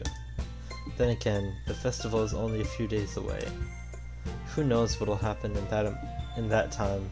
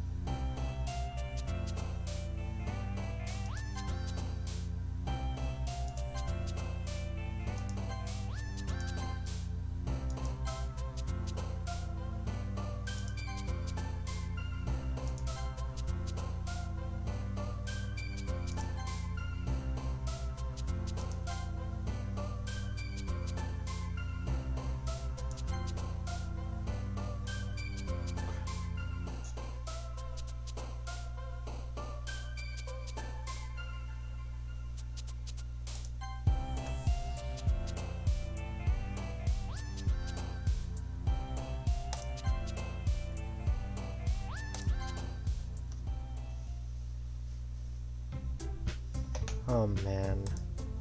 I'm the last one here again. Don't worry, I just walked in too.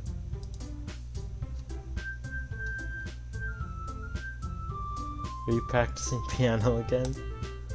Yeah. You must have a lot of determination. Starting this club and now picking up piano. Well, maybe not determination, but I guess passion. Remember that the club wouldn't be here if it wasn't for all of you. And I'm super happy that you're all willing to help out for the festival too. I can't wait for the festival. It's gonna be great. Huh? Weren't you complaining about it just yesterday, Natsuki? Well, yeah.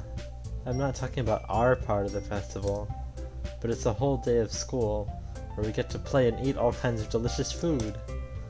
You sound a bit like Sayori all of a sudden. Monica, do they usually have fried squid? Squid? That's a very specific thing to look forward to. Oh, come on. Are you saying you don't like squid? You of all people? Yeah? I didn't say I don't like it. Besides, what do you mean by you of all people? Because it's right in your name. Monica. Yeah? That's not how you say my name at all. Also, that joke makes no sense in translation. Never mind. Let's just focus on our own event for now, okay? Fine. Your reactions aren't as fun as Yuri's or Sayori's anyway. Excuse me. Where's Sayori anyway? Oh, there you are. Sayori is sitting at a desk in the corner of the room, looking down at nothing. I walk over to her. Hey, Sayori. I wave my hand in front of her face. Oh god. Yeah? You're spacing out again. Sorry. Don't mind me. You can go talk to everyone else. Huh? Is everything alright? Of course.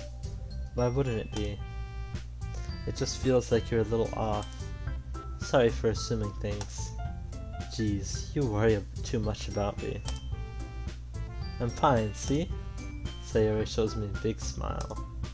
Don't let me distract you from having fun with everyone. Well, alright. If you say so. I worriedly glance at Sayori before turning back toward everyone else. But the conversation has already dispersed, with everyone back at their usual activities. Maybe I should ask Monica if she's noticed anything about Sayori recently. Since they've been preparing for the festival, they must be spending a lot of time together. I timidly approached Monica, who is shuffling through some papers at her desk. Remy, what's up? Hey, this might sound a little strange, but have you noticed anything up with Sayori recently? Anything up with her? In what way do you mean? Maybe I'm reading into it a little bit too much, but she seems a bit downcast today. Oh, you think so? I can't say I've noticed anything about her. Monika peers across the room at Sayori, who is idly dragging a rubber eraser up and down her desk. Maybe there is something on her mind. But I'm surprised I'm not the one asking you, Remy. You certainly know her a lot better than I do. Yeah, but she's never really like this. She's always talked to me about things that bothered her. But this time, when I asked her, she was really dismissive. Sorry, I know it's not your problem. I just wanted to ask you if you knew anything, so I'll drop it now. No. It's important to me too. Shut the fuck up. I mean, I'm also friends with her. And I also care about the well-being of my club members, you know? Maybe I'll try talking to her myself. Eh? Are you sure about that? She seemed like she wanted to be left alone. Are you sure? Maybe she just has a hard time bringing it up with the person of interest. Person of interest? What do you mean by that? I'm saying that maybe the thing on her mind is you, Remy. Me? How on earth would you come to that conclusion? Well, I probably shouldn't say too much, but Sayori talks about you more than anything else, you know? Eh? She's been so much happier ever since you joined the club. It's like an extra light was turned on inside of her. What?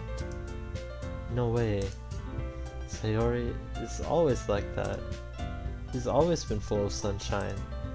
It's not any different now than it always has been. You're so funny, Remy. Have you thought that maybe you've always seen her as so cheerful? Because that's just how she is when she's around you? Ah, I said too much. I'm sorry. What do I know anyway? I didn't mean to jump to conclusions, so you should just forget about what I said. I'll try to talk to her, so try not to think about it for now. Ah. Alright. Monika smiles meaningfully. I know she said to forget about it, but I already know that I won't be able to get her words out of my head. Monika stands up from her desk and walks across the room to where Sayori is sitting. I watch her kneel down next to Sayori and gently talk to her. But she's keeping her voice so quiet that I can't hear her from here. I sigh and sit myself down. I know Sayori told me not to worry about her and to have fun with everyone else, but that's impossible to do when she's behaving like this. Exactly how much do I care about her that I'm letting this weigh me down so much? Now it feels like I'm the one behaving so out of the ordinary. But there's nothing I can do besides wait for Monika. Why does it feel like I'm being watched? I glance around the room. Suddenly, I notice Yuri peering at me from over her book. But she looks away just as quickly with a flustered look on her face. I realize that she won't get anywhere like this. I've never really seen Yuri approach anyone or start a conversation on her own accord. So I have no choice but to approach her myself. By now, it's a little easier for me to do that. I stand up from my desk and sit in one next to her own. I didn't mean to bother you or anything. Relax, you didn't even do anything. But I could tell that you wanted to be alone with your thoughts. Alone with my thoughts? How were you even able to tell that I was thinking like that? Well, it's something that I do a lot. So it wasn't hard for me to spot based on your posture and expression. Not that I was staring or anything. I didn't do anything creepy like that. In any case, I guess you were right. I'm sorry if I caused you any concern. Don't apologize. Your troubles are only the concern of those who willingly share in that concern.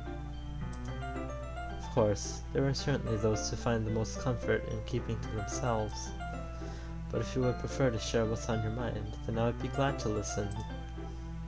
It's really not that big of a deal. I was just feeling a little bit uneasy about Sayori. Sayori? Yeah, she seems a little off today, but when I asked her about it, she didn't want to admit it to me. So I can't help but wonder if something happened to her. Oh? That's quite romantic. Yeah? Sorry. I didn't mean to say something stupid. It's not that, I just didn't want you to misunderstand. Sayori and I have just been friends for a long time, that's all. Ah, I see. Then perhaps it's unusual for her to be dismissive to you about her feelings. Or maybe I'm just reading into it a little too much. Remy, the world is full of meaning, often hidden deep beneath plain sight. And there are many untold mysteries behind every person, no matter how well you may know them. Ah, so you think that there might be something behind it after all?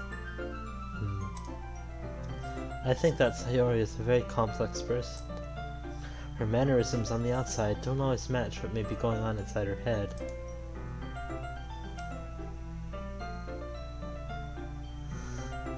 Thank you, Jathan. Thank you. And she might not always know what she wants. I'm not even changing my voice that much either.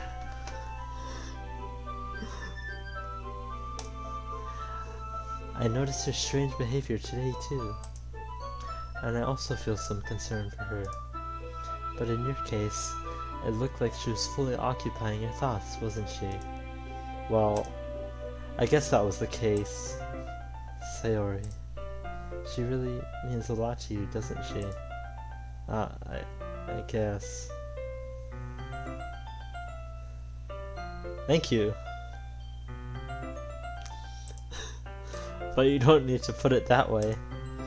We're just good friends, that's all. Yuri suddenly looks deeply into my eyes. Her expression is gentle and curious, as if she was searching for something. Embarrassed, I avert my gaze.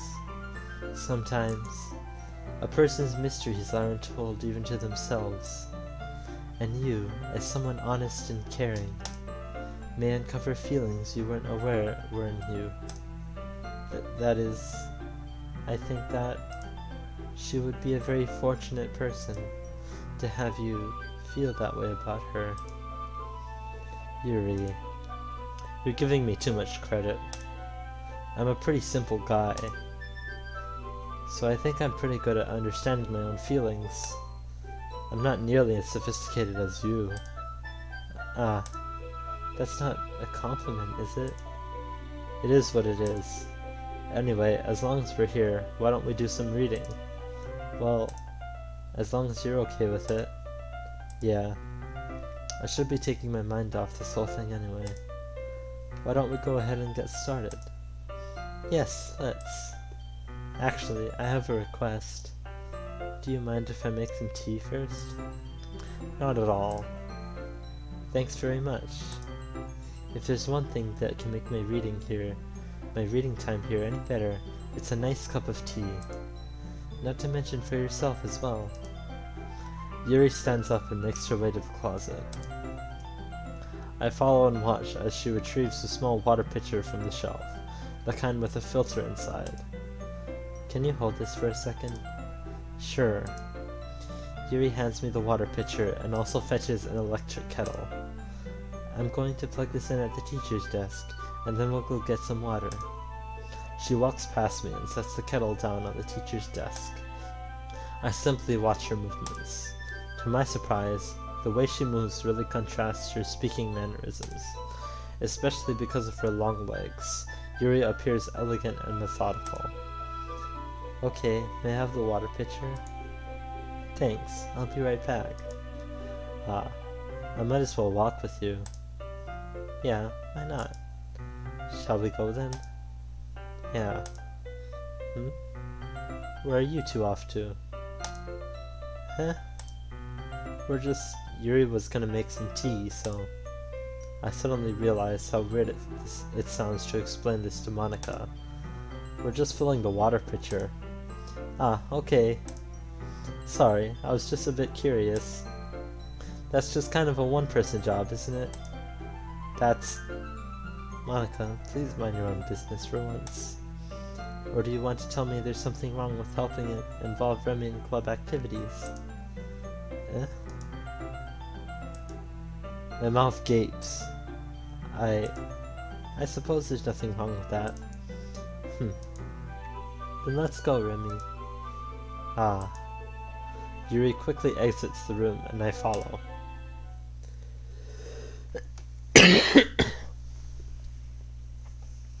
Once in the hallway, she suddenly puts her forehead against the wall. I spoke without thinking. How could I say something like that? Yuri.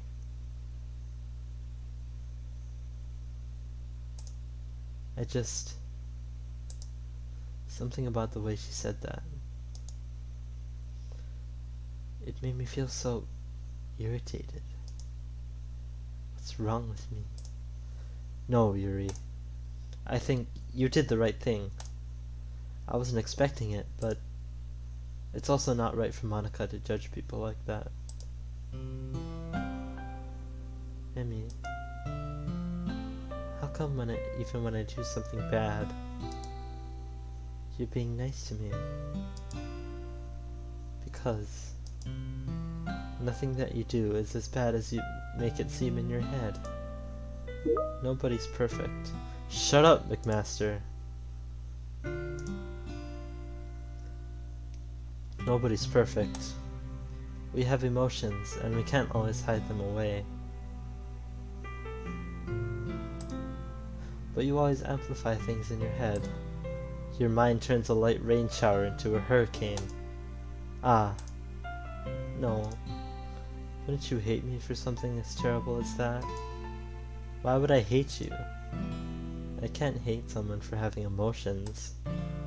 What kind of friend would do that? Friend, you say? Ah, Yuri lifts her head. Remy, I really like being friends with you. Thanks, Yuri. I like being friends with you too. I feel kind of awkward saying something like that, but I'm doing my best to help Yuri feel better.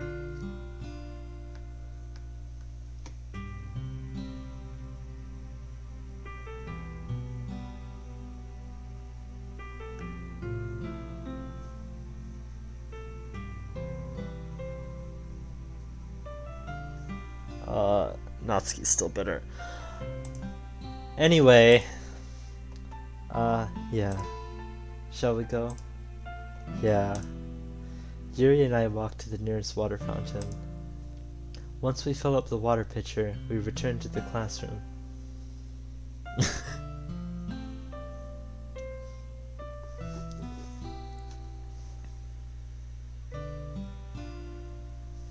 Try if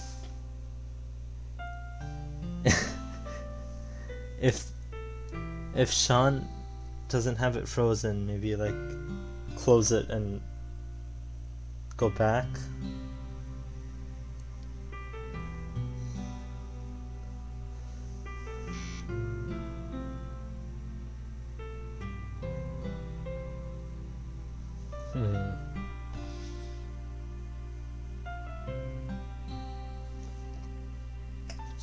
Try close YouTube and open my stream again.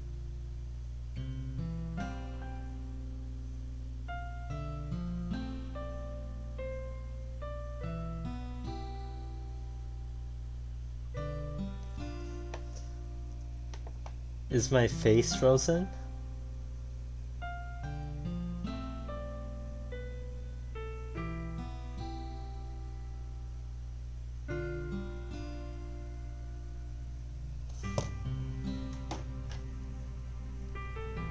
Wait. Let me try.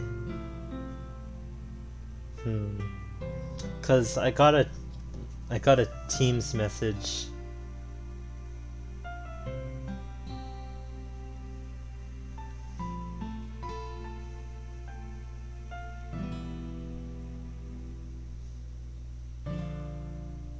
Oh, okay.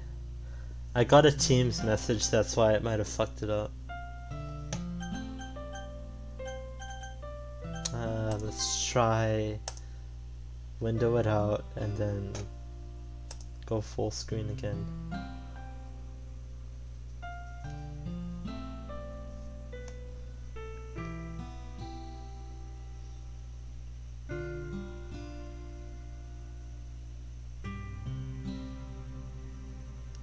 Okay.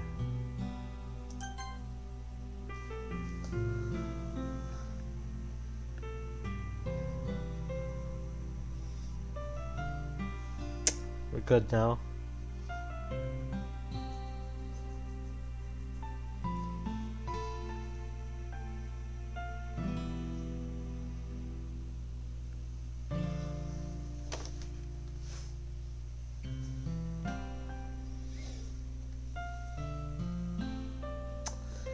Okay.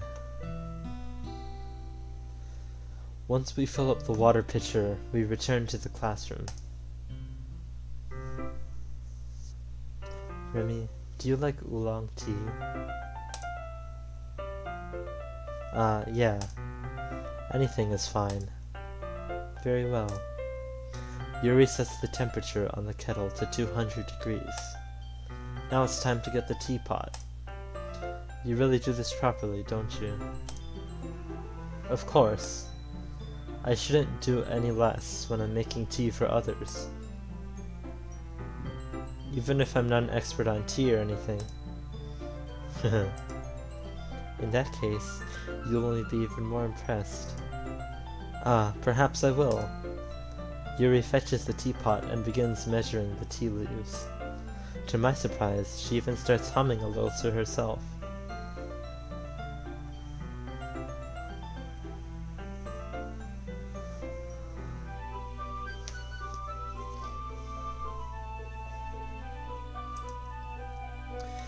You must be in a good mood now. Is that so? I was letting it show, and you noticed. I was doing a bit of thinking, and I decided that I would try expressing myself a little bit more. It turns out it's not very hard for me to do, when it's you who's around anyway. Ah, that's great, Yuri. Just don't push yourself too much. You're always worrying about me, Remy. It's very endearing. Yuri wasn't kidding. I don't even know if I can keep up with this. I watch Yuri pour a cup of tea for each of us. Remy, I have another request. Do you mind if we sit on the floor today? Huh? Why's that? It's a little bit easier on my back. I can read with my back against the wall rather than bending over at my desk. Ah, sorry, I didn't realize. No worries. I just have back pain fairly regularly, so I do my best to manage it. God damn it, Jathan. Is that so? I wonder why that is. It's most likely because your posture, right? Always hunched over like that while reading. Yes! I have terrible reading posture, so that's why we should sit on the floor. Fair enough. I'll go ahead and get the book. I retrieve the book from my bag. Ah, I have some chocolate as well. It's a bag of small chocolate candies that I kept hidden from Sayori's candy radar. I take it since it'll go well with the tea. Yuri and I then sat against the wall, teacups at our sides. As if in sync, we assumed the same reading position as last time, each holding one half of the book. Except this time, our bodies are even closer to each other. I can't see too well. Yuri slides closer until our shoulders are touching. How am I supposed to focus on reading like this? Yuri was always kind of cute, but when she's being less apprehensive, it's almost more than I can handle. Your teacup. Yuri hands me my teacup. Holding it with my hand that's not holding the book, I end up in a position that makes it even harder to focus. Because now I need to worry about making sure I don't accidentally touch her chest. Meanwhile, Yuri hasn't noticed a single thing. She wears her intense reading expression, and I can only presume the world around her has faded away. I use all my willpower to focus on reading. After a few minutes, I finally managed to relax a little. I put the teacup between my legs and fumbled with the chocolate wrapper. Ah, sorry. I briefly let go of the book to finish opening the wrapper. You can have as much as you want. Ah, that's okay. I won't take any. Huh? Are you sure? Well, if I touch it, then I might get smudges on the pages. Ah, you're right. I didn't even think about that. My bad. No need to apologize. I'll hold the book, okay? Are you sure? Of course.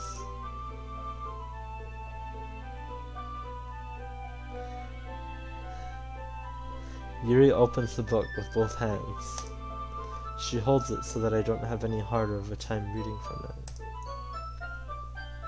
But as a result, her left arm is practically resting on top of my leg. Well, in that case, Yuri is already totally focused on reading again. I take a chocolate candy and pop it into my mouth. Then I take another chocolate and I hold it up to Yuri. She doesn't even look away from the book. She simply parts her lips, as if the situation was completely natural. But that means I can't stop here. I apprehensively place the chocolate in her mouth. Just like that, Yuri closes her lips over it.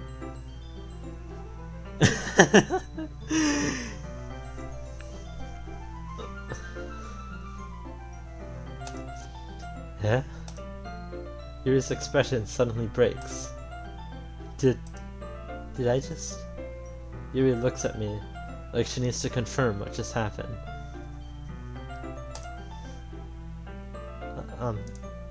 Remy. Sorry. I guess I shouldn't have done that. Well, you were just helping. That's something that friends do, right? I mean, not really in this kind of context, but yeah, that's all it was.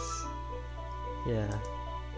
Then you don't need to stop or anything. I see.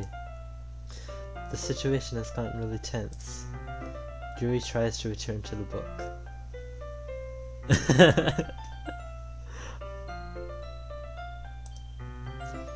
But I can tell just by her expression that even she can't focus now. My heart is pounding. I nervously take another chocolate between my fingers. But this time, Yuri's eyes meet mine. How did it even come to this? Yuri doesn't avert her gaze. I notice her chest rising and falling to the rhythm of her breaths. I raise my arm. Ah. Like before, Yuri parts her lips, but it's different this time. I take the chocolate and place it in her mouth. I feel her hot breath on my fingers. Well played, game. Damn it, game. No.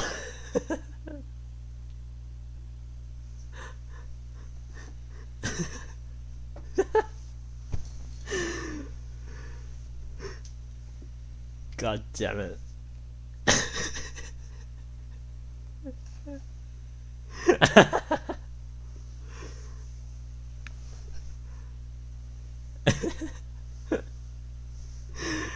Fuck Monica.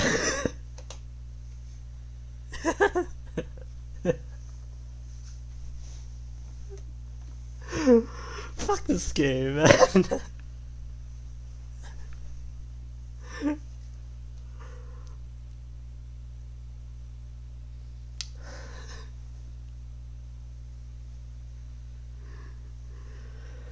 Okay, everyone.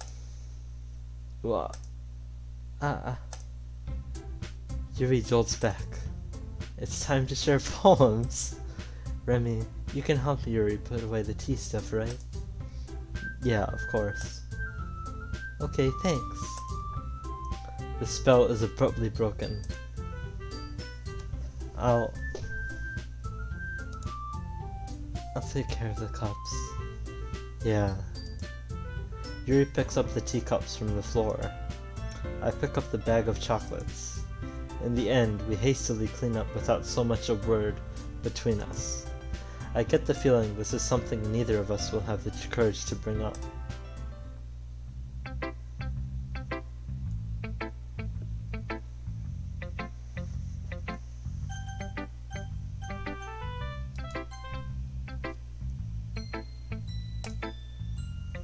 Rennie, this is wonderful. I can feel the emotion that you poured into it. Is this the result of trying what I suggested yesterday? Yeah, I guess so. You did a good job explaining. I really wanted to try giving it more feeling. Yuri visibly swallows. Even her hands appear sweaty. I'm not used to this. Used to what? I don't know. It's fine, take your time. Yuri breathes and collects her thoughts. I know that Yuri likes to think before she speaks, so I offer that patience to her. Yeah, just being appreciated like this, I guess. It probably sounds really stupid, but seeing someone motivated by my writing, it just makes me really happy. Are you saying you've never shared your writing before? Yuri nods. Really? I don't believe it. I really only write for myself. And besides, people would just laugh at me. Do you really think that? Again, Yuri nods. Huh. Even your close friends? For some reason, Yuri doesn't respond. Yuri? Yuri smiles sadly.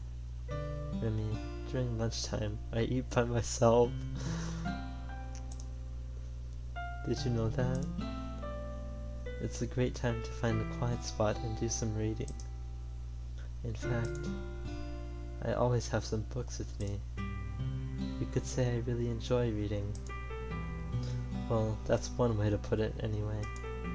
But books are so full of amazing and inspiring people. People you want to fall in love with. Or people you just know would make a really good friend. Cheerful people who always put a smile on your face. Or deep thinkers and problem solvers who discover the mysteries of life. So when you look at it that way, I'm surrounded by friends every day. You know? And those friends don't laugh at me. They don't tease me for spacing out all the time. They don't make fun of my body type. And they don't hate me for acting like a know-it-all. People say that about you? I'm not a know-it-all, Remy. It's the opposite. I don't know anything. I don't know how to talk to people. I don't know how to make people see me as normal. I don't even know how to make myself happy. I have all these feelings, and all I can do with them is read and write. But it wasn't until now, when I started sharing it with you, that I really understood what was missing all this time.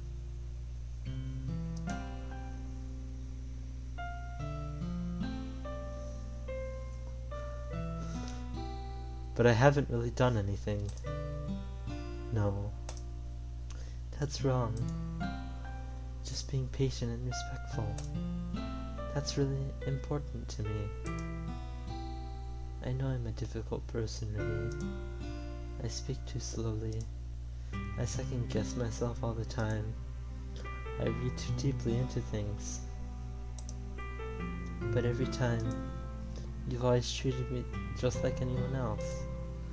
It's so rare that I feel comfortable with myself when I talk to others.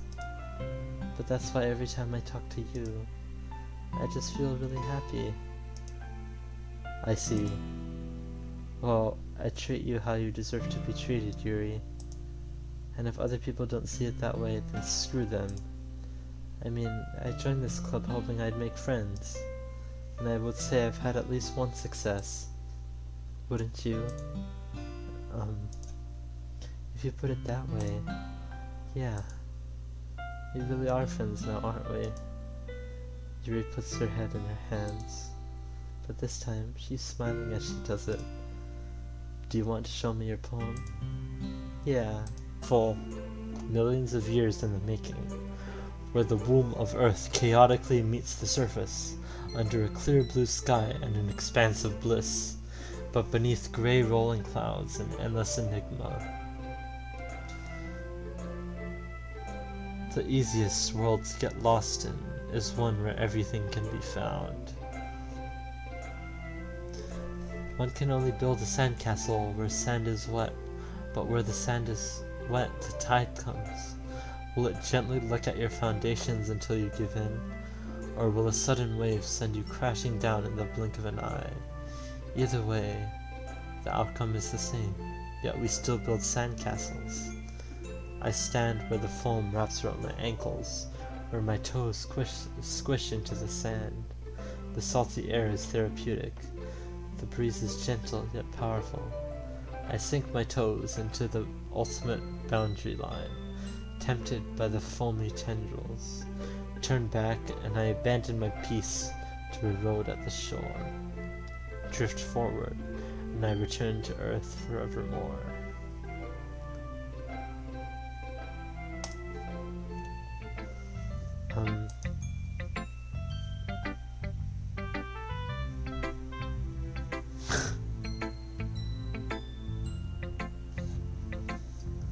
Tendrils.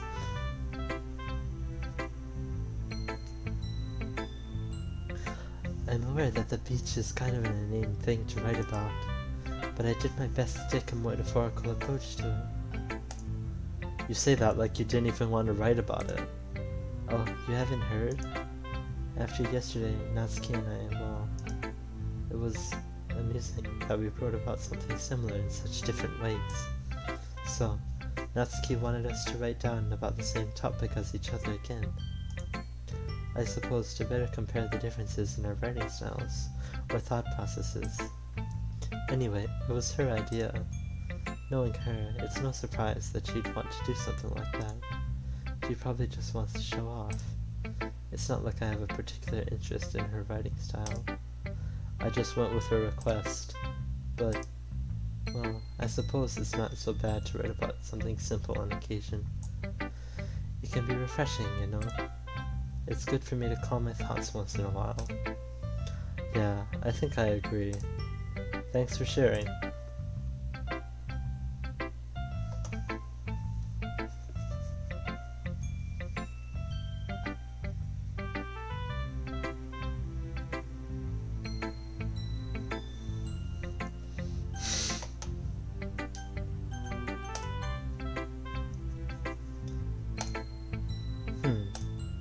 It's nice, I guess. Come on, I can already tell you don't like it. Well, you don't need to worry about what I think. After all, you wrote this for someone else, didn't you? Probably Yuri. Yeah? I didn't write this for anyone specifically. Maybe. That's not really what I meant, though. But it's okay.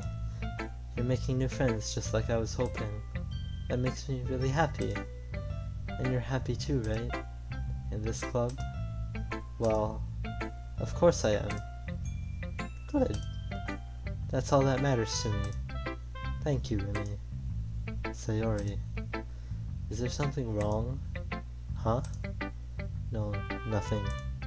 I'm just a little tired today. Alright. Just tell me if you need anything. I will. Don't worry about me, okay? You can go play with everyone else now, if you insist. Yay! I'm gonna go home a little bit early today. Sayori? Tell Monica I wasn't feeling well, okay? I'll see you tomorrow. Before I can say anything else, Sayori cheerfully walks out of the classroom, humming to herself. I remember the first time I played this. I was like, "Oh, Sayori, I'm gonna write her the poem next time," and then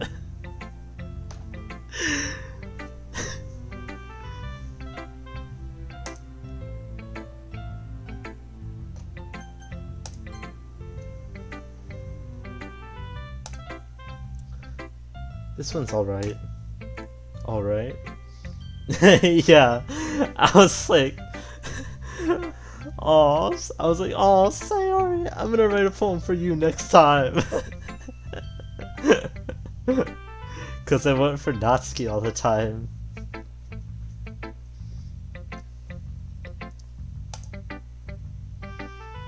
Well, yeah. It doesn't blow me away, but there's nothing I really hate about it. It's just not really my style. I mean, that's fine. Come to think of it, this kind of reminds me of Sayori's poem from yesterday. Huh? You think so? Yeah. Well, I guess if you've been friends with her for so long, you might be on the same wavelength. But you never really struck me as her type. Sayori has a type, all of a sudden. Well, I don't know. But honestly, how can someone so fluffy spend so much time with someone like you? It's like she's dragging around a dead weight.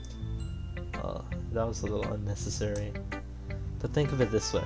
If it weren't for me, she would probably just fly away like letting go of a balloon. You could say we take care of each other in our own way.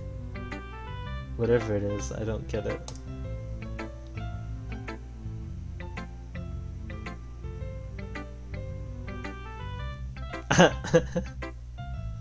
I wonder.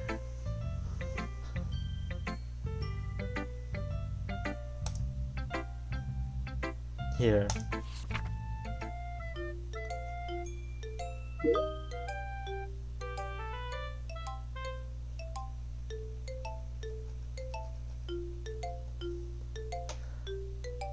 I'll be your beach. Your mind is so full of troubles and fears that diminished your wonder over the years.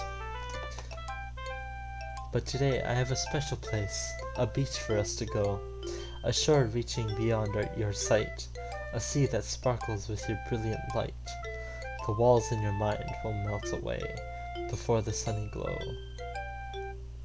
It'll be the beach that washes your worries away. It'll be the beach that you daydream about each day.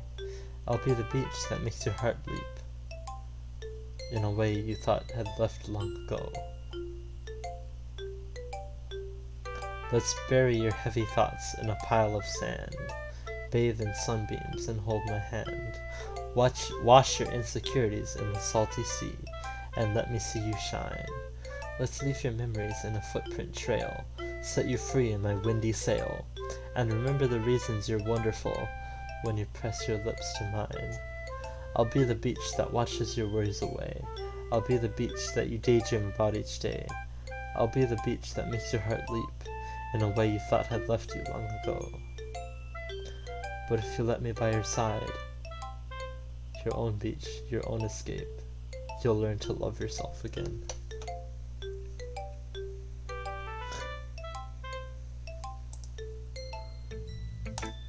Yeah. I felt like I kept writing about negative things, so I wanted to write something with a nice message for once. Besides, the beach is awesome. Kinda hard to write anything negative about the beach. Well, Yuri's take on it was a little more solemn. Well, that's... Jeez. She better not have said anything bad about mine. After all, she was the one who wanted to write about the same topic. Oh, you can really see her doing that too. Making us write about a simple topic, then trying to impress me by coming up with something all fancy. Well, it's not like I care. I just did it anyway. I mean, I guess mine ended up being kind of metaphorical too. But there's nothing wrong with doing that once in a while. At the very least, it was good practice.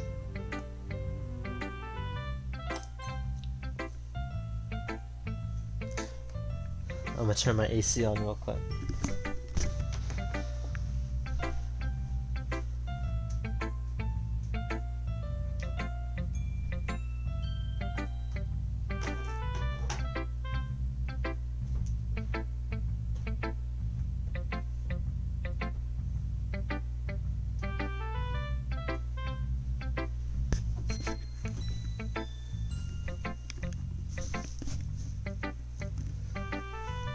Hi, Remy. Have you thought about what you want to submit to perform at the festival? Well, being in this club is one thing, but performing in front of a bunch of people, I'll have to give it some more thought. Okay, no pressure. But whatever you do, I'm sure it'll turn out great. It would also make me happy to see. Anyway, let's take a look at today's poem. Sure. I let Monica take the poem I'm holding in my hands. That's my alarm.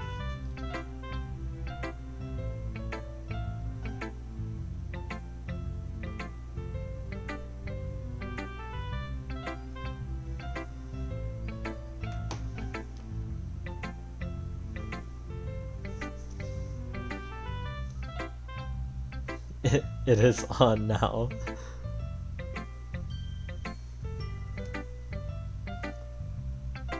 Oh, no, it didn't freeze. I let Monica take the poem I'm holding in my hands. This one's good.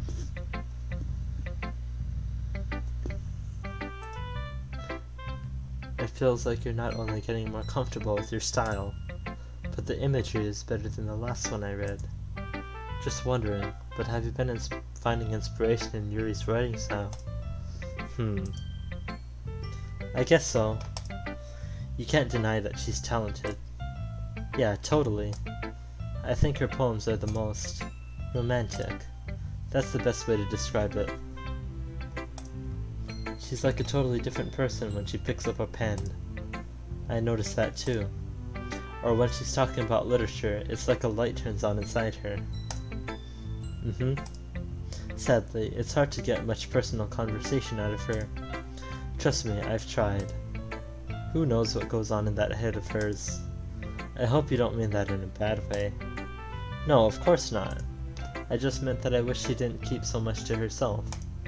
But still, defending her like that. You must be pretty into her. Huh? You completely misunderstood. Calm down, I'm kidding. Besides, I'm pretty sure she's already got a boyfriend. Wait, really? Yeah, a fictional one anyway. Monica kind of whispers that last part to me. It's just a hunch, but, well, there's not really anything wrong with that. Oh, well, I know. I was just saying. Anyway, I'll share my poem with you now, alright? Alright. The Lady Who Knows Everything. An old lady tells of a tale who wanders earth, the lady who knows everything. A beautiful lady who has found every answer, all meaning, all purpose, and all that was ever sought. And here I am, a feather, lost adrift the sky, victim of the currents of the wind. Day after day I search with little hope, knowing legends don't exist. But when all else has failed me, when all others have turned away, the legend is all that remains, the last dim star glimmering in the twilit sky. Until one day the wind ceases to blow, I fall, and I fall, and fall, and fall even more, gentle as a feather, a dry quill, expressionless. But a hand catches me between the thumb and forefinger, the hand of a beautiful lady. I look at her eyes and find no end to her gaze. The lady who knows everything knows what I'm thinking. Before I can speak, she responds in a hollow voice. I have found every answer, all of which amount to nothing.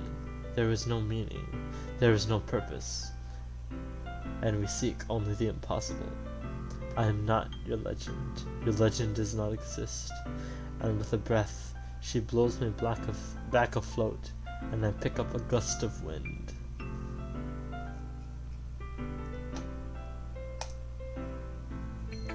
You know, I feel like learning and looking for answers are the sorts of things that give life meaning. Not to get too philosophical or anything, but it was kind of on my mind, so that's what I wrote about. I see. I never really put much thought into it. In a way, it's almost paradoxical. Because if we had all the answers, wouldn't the world start to lose its meaning? You know, there's one thing I noticed. It seems like everyone in the club prefers writing about things that are more sad than happy. Are you surprised? I mean, if everything was okay, we wouldn't really have anything to write about, would we? Humans aren't two-dimensional creatures. I think you'd know that better than anyone. Being one-dimensional. Ah, yeah, that. Anyway. Here's Monica's writing tip of the day. Are you ever too shy to share your writing because you're afraid it's not that good? It can be really disheartening to get a lukewarm response to something you put so much into.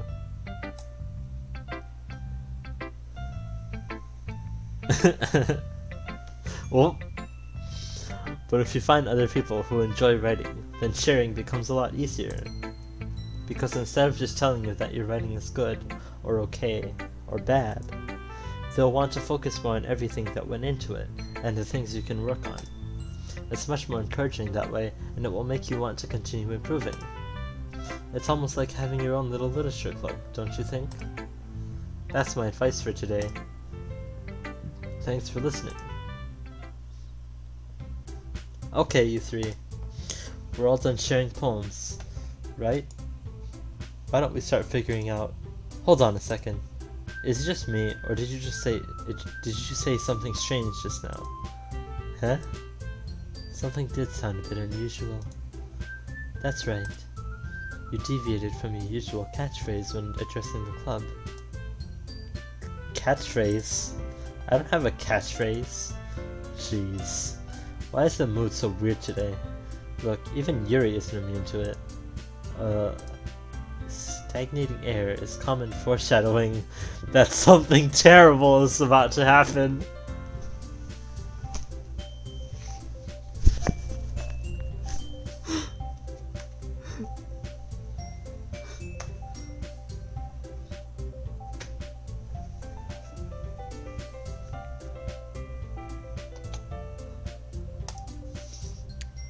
In your books, maybe. Look, the only thing different is that Sayori isn't here. Ah, it seems you're right. Sayori always helps lighten the mood a little bit, doesn't she? It's almost like everyone's balance is thrown off a little when she's not around.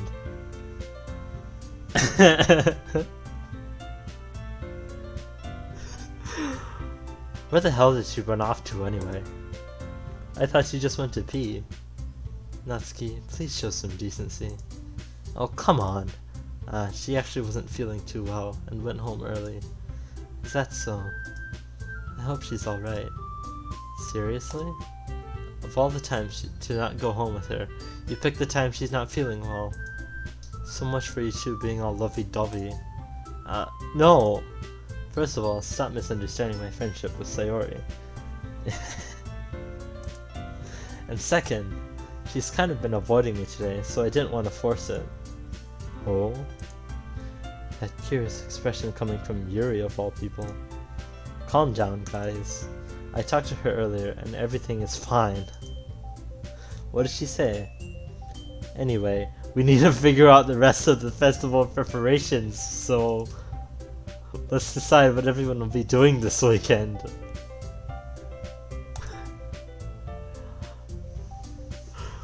Way to dodge the question, dude.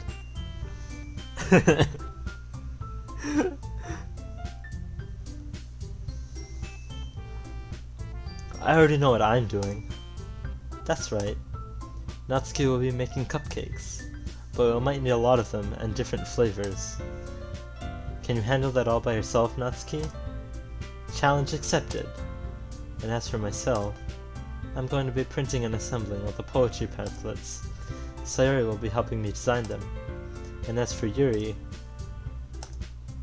you can, guys, can you help me come up with something for Yuri? I'm useless. No! That's not it at all. You're the most talented person here, you know. Now Natsuki's pouting too? Jeez, even I can tell now. I guess I never gave Sayori enough credit, but I can tell things are even harder on you when she's not around. Ah, that may be the case. But if I can't also be a leader on my own, then I won't grow as a person. So, Yuri, you have beautiful handwriting, you know? So you should make some banners and decorations to help set the atmosphere. Atmosphere? About that. I love atmosphere. Yuri's expression suddenly changes as she stares at her desk in focus and starts nodding to herself.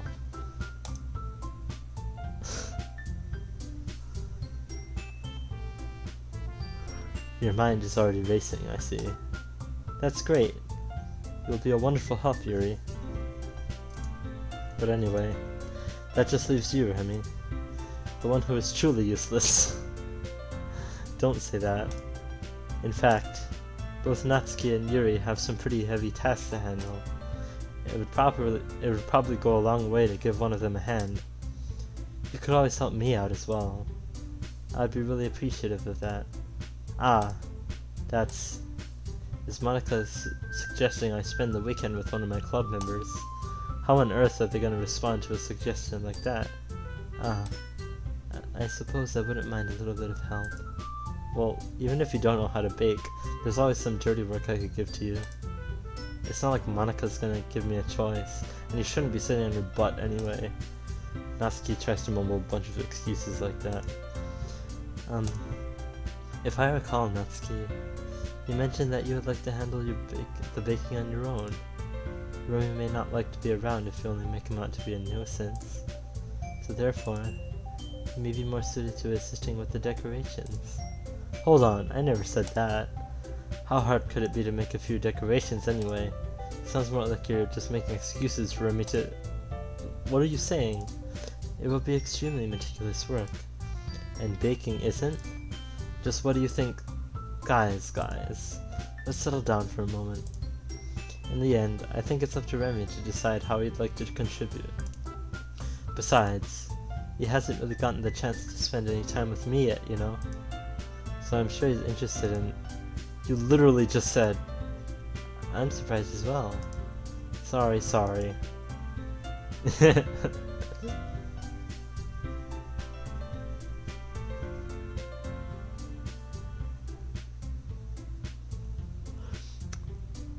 I was just saying though, jeez, can we just settle this already? Yeah, Remy, you're okay with this, right? In the end, it's up to you. Ah, of course.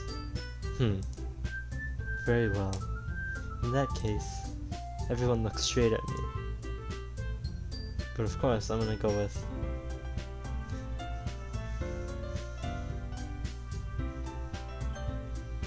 I know you don't have... I know you got rejected or something to pick this, so I'm gonna pick it. I mean, if it was gonna be anyone, then I prefer helping Sayori. I mean, we're already neighbors, and... But Monica said that Sayori was helping her. Jeez. Do you really hate us that much? No! Sorry, I didn't mean for this to be difficult. Just think of the club, okay? Well, I'll probably be most useful helping out Yuri. Me? Are you serious? Why would you... Natsuki. I can already tell you're about to say something mean. No. I was just saying... Ugh. So you'll be helping Yuri then, Remy? Yeah. That's what I'm gonna do. I'm glad. I have a bad habit of overthinking these sorts of things. So I think your assistance will be very useful. That's great to hear. Natsuki, will you be able to handle the baking yourself? I mean, yeah. I already said I would be fine. Okay. Everyone can tell that Natsuki is feeling a little sour. So, is that everything we need to go over? Yeah, that should be about it. Are you guys excited? Well, excited may not be the right word. but I suppose I'm looking forward to it a little bit. Do you feel the same way, Remy? Me? I guess you could say I'm interested to see how it'll turn out. That's good enough for me. What about you, Natsuki? Natsuki? What? Why is everyone yelling at me? I didn't even do anything. No, that's not what I meant at all. Yuri anxiously glances between everyone in the room. I'm sorry for this. I don't really know why Remy picked me. And also, your cupcakes are the best cupcakes I've ever had. They go really well with my tea. And nothing that I do for the event will compare to that, so... I get it. I'm kinda surprised though. Why? Well, I'm the one acting immature, sorry. I already know that. But you're trying to cheer me up all of a sudden. I know I'm not very good at it. I'm sorry if I said something bad. Natsuki isn't the only one surprised. Monika and I are also taken aback by Yuri's words.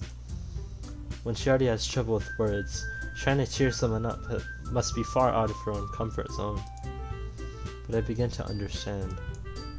Yuri was trying to sound like Sayori. Even if it didn't work perfectly, I can tell that she tried to say something Sayori would say at a time like this. Because Sayori always helps everyone smile and feel good about themselves. No, I kinda appreciated it. I'm sorry for making a big deal out of nothing. But I'm gonna say this. You better bet that my cupcakes are gonna be the best part of this whole event. I believe you. Yeah. I hope to see everyone do their best. But with that, nothing more for today. So I guess it's time for us to head out. Alright, let's get out of here then. Everyone packs up their things. I start to follow Monika and Natsuki out the door as they chat between each other.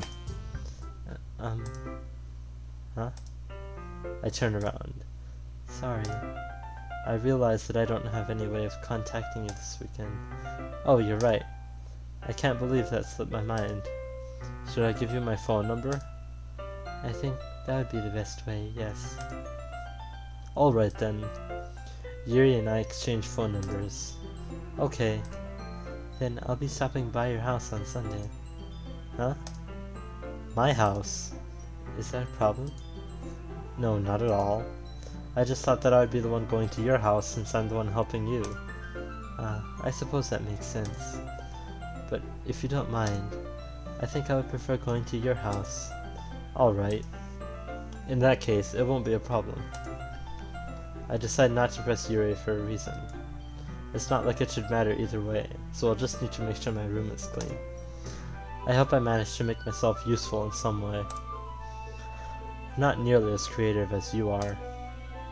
Don't underestimate yourself, Remy. I think that we'll make a very productive team. Even if you only chose me because you felt bad or something. Wait, you don't actually think that, do you? I don't know. It's difficult to come up with any other reason you may have chosen me.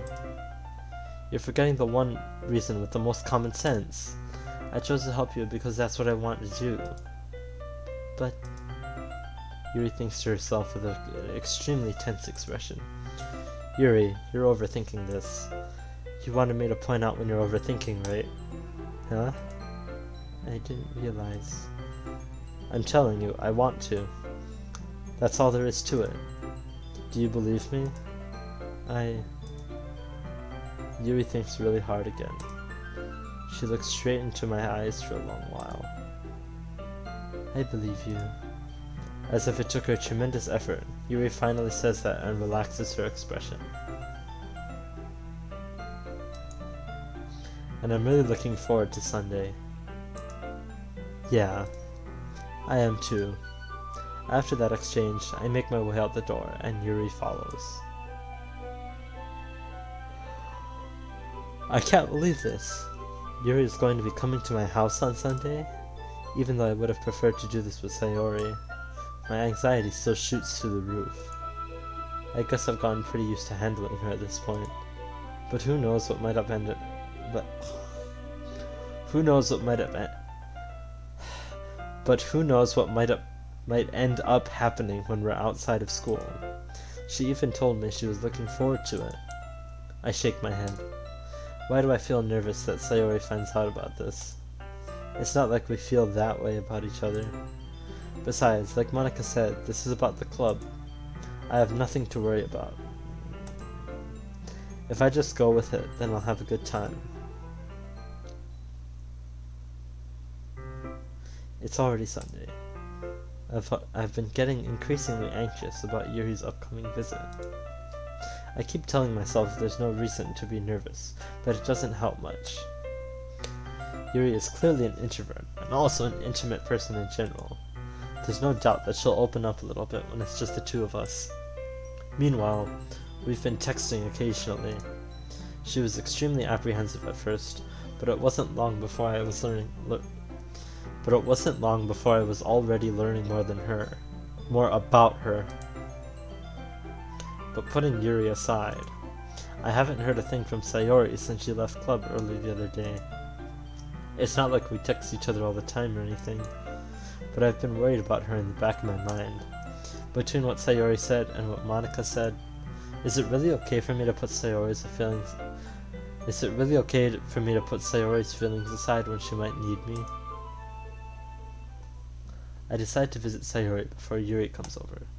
Rather than asking, I simply tell her I'm coming over, much like we've done in the past. Once I reach Sayori's house, I knock on the door before entering it myself. Again, we used to play so often that we've made it a habit of simply entering each other's houses like we were family. This house is... I keep spitting everywhere. The house is quiet. Sayori isn't anywhere on the first floor, so I assume she's up in her room. It's already strange of her to not run down and greet me. I head up to her bedroom, where I finally find her. Sayori? Hi, Remy. I sit down in her room. Sayori forces a smile, but it's easy to tell that she's different. There's a minute of silence between us. You haven't gone over like this in a long time, haven't you? Have you? I guess you're right. It has been a long time. Not much has really changed, has it? Sayori's room is as messy as it's always been. I also recognize the same stuffed animals and wall decorations that she's had for years now.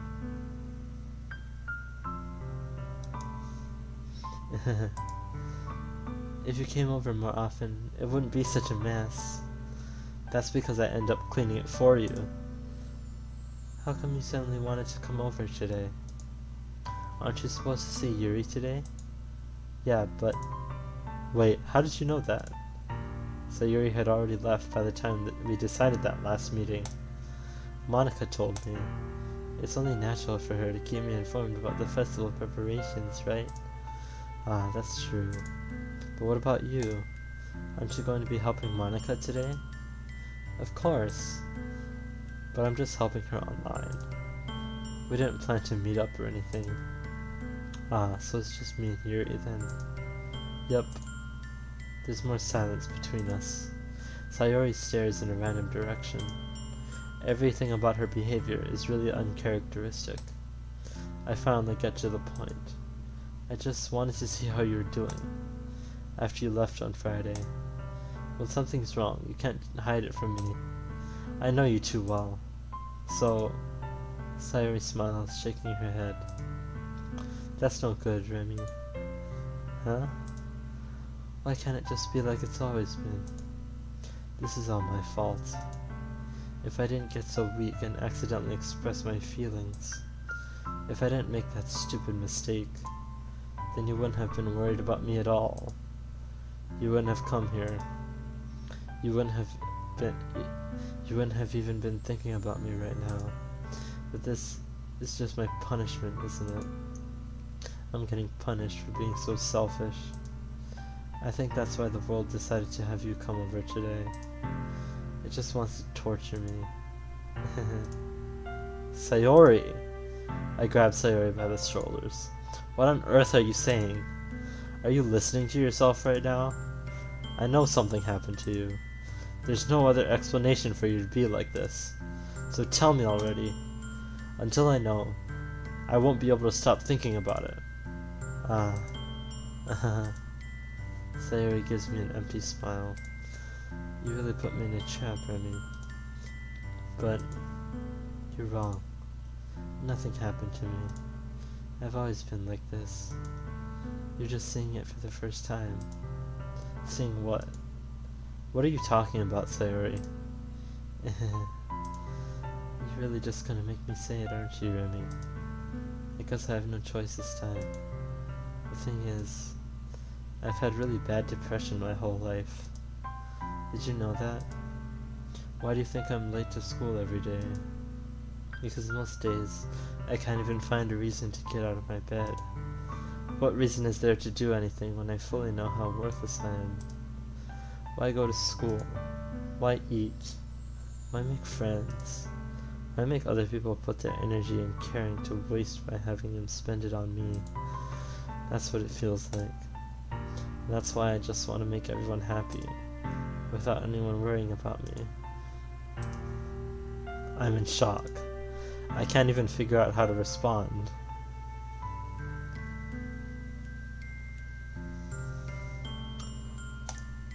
How is it possible that Sayori kept this from me the entire time that I've known her? Did she really want so badly for me to just not think about her? Why, Sayori? Huh? Why is it that you've never told me about this? It almost feels like I've been betrayed as your close friend. Because if I knew, I would have done everything I could to support you. Even if there's only so much that I could do, I would have tried a little bit harder to make every day a little better for you. That's why I'm your friend. All you had to do was tell me. You don't understand at all, Remy. Why do you think I didn't tell you? Because if I told you, then you'd have to waste effort caring about me instead of doing important things. I don't want to be cared about. It's bittersweet. People try to care about me. It feels nice sometimes, but it also feels like a bat being swung against my head. That's why I wanted so badly for you to make friends with everyone else. Helping everyone be happy together is the best thing for me. But then I discovered something else too. Seeing you make friends and get closer with everyone in the club. It feels like a spear going through my heart. So that's why I decided the world just wants to torture me. Every path that leads to nothing but hurt. You're right that I don't understand. I don't understand your feelings at all, Sayori. But I don't need to understand. Whatever it takes for me to help you stop hurting, that's what I'll do. No, Remy. There's nothing. Nothing at all. The only thing that could have helped is if everything could be like it always was. But I was selfish. I finally showed you what a horrible person I am. Tears streaked down Sayori's face. I made you join the literature club because I was selfish. And I was punished by my heart hurting me in a way that I couldn't understand. And now you came here and I made you hurt too. I'm just weak and selfish. That's all I am. And that's why I'm gonna accept these punishments. Because I deserve every last one. Without thinking, I once again grab Sayori's shoulders. This time, I pull her into a tight embrace. Remy. Sayori. I don't care if you feel selfish. I'm really happy that you convinced me to join the club. Seeing you every day makes it worthwhile enough. If I make friends with everyone else, then that's just a bonus. But please, never underestimate how much I care about you. I wouldn't have it any other way. Remy. Sayori isn't hugging me back. Despite my arms being wrapped around her, Sayori's arms remain at her sides. She starts sobbing next to my ear. No. Don't do this to me.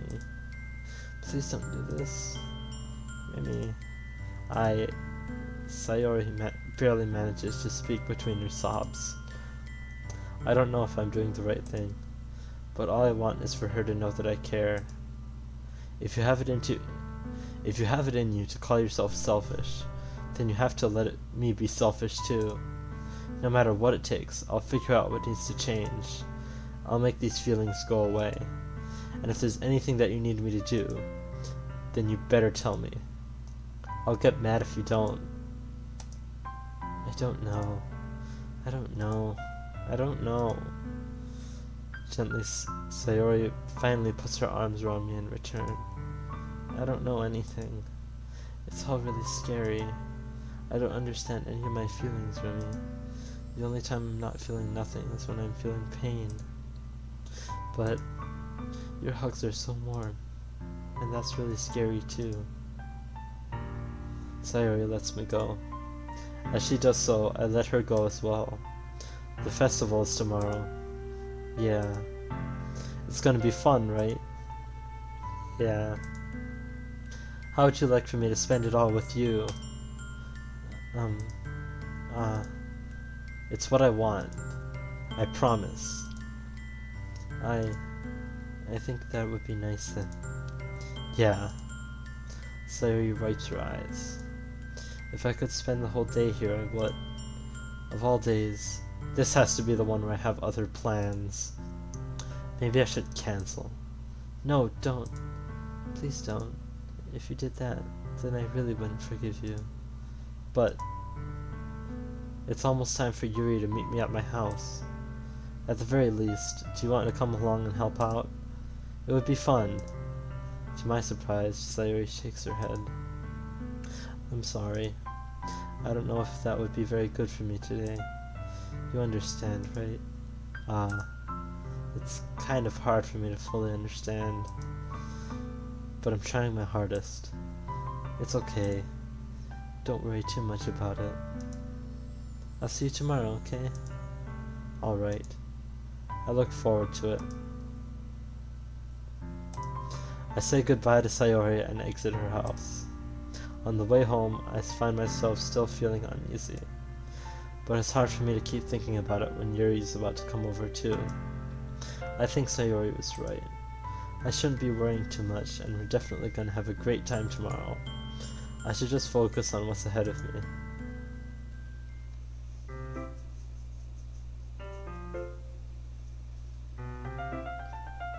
As I approach my house, I see something that makes me feel a moment of panic. Yuri? Ah, thank goodness. You're a little early. I'm sorry I wasn't home yet. Were you waiting for a long time? No, I just got here. But I started to get really nervous when nobody answered the doorbell. You always could have texted me. If I had known, I would have reassured you and hurried more on my way home. Ah, I suppose that's true. I didn't think of that for some reason. It should be common sense to do that, but I decide to ignore it. Anyway, let's go inside. I see you brought a lot of stuff with you. That's right. And did you manage to find everything I asked you to buy as well? Yeah, pretty much. At least, I hope I got everything right. I'm sure it'll be fine. I take Yuri to my room. The first thing she does is glance around curiously, which makes me feel anxious. It's so clean. I cleaned it before you came over, so... That's very considerate of you to do. No. I would be really embarrassed for my room to be a mess while you were here. Well, I do enjoy cleaning. I would have gladly helped you clean. That would be even more embarrassing. Wait, don't look in there! I snatched Yuri's wrist, which was in the process of opening a desk drawer of mine. I'm sorry. I wasn't thinking for some reason. I was just spacing out. It's fine, it's fine. I let go of Yuri's wrist. She puts both of her hands firmly in her lap, as if making sure she's keeping track of them. So, should we get started? Yes. I have a few things planned that you can help with. Decorations and other atmospheric enhancements. Atmospheric enhancements? You know, mood lighting, aromatherapy candles.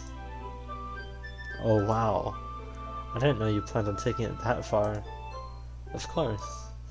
I want to help take our guests to a faraway place, although many will just stop by out of curiosity.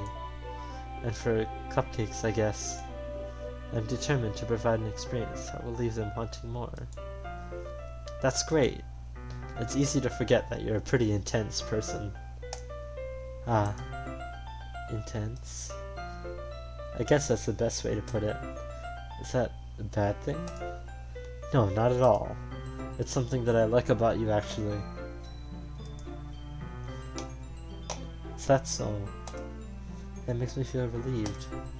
I'm kind of happy. Yeah, no need to be so anxious. You can relax a little. Relax. I brought some things for relaxation. I was gonna use them during the poetry event. Oh yeah? Like what? Let's see. Yuri rummages through her bag. She pulls out a few candles and a wooden cylinder-shaped object. I did some shopping on the way here, so I happen to have these in my bag. I plan to cover the windows in black paper and use the candles to light the room.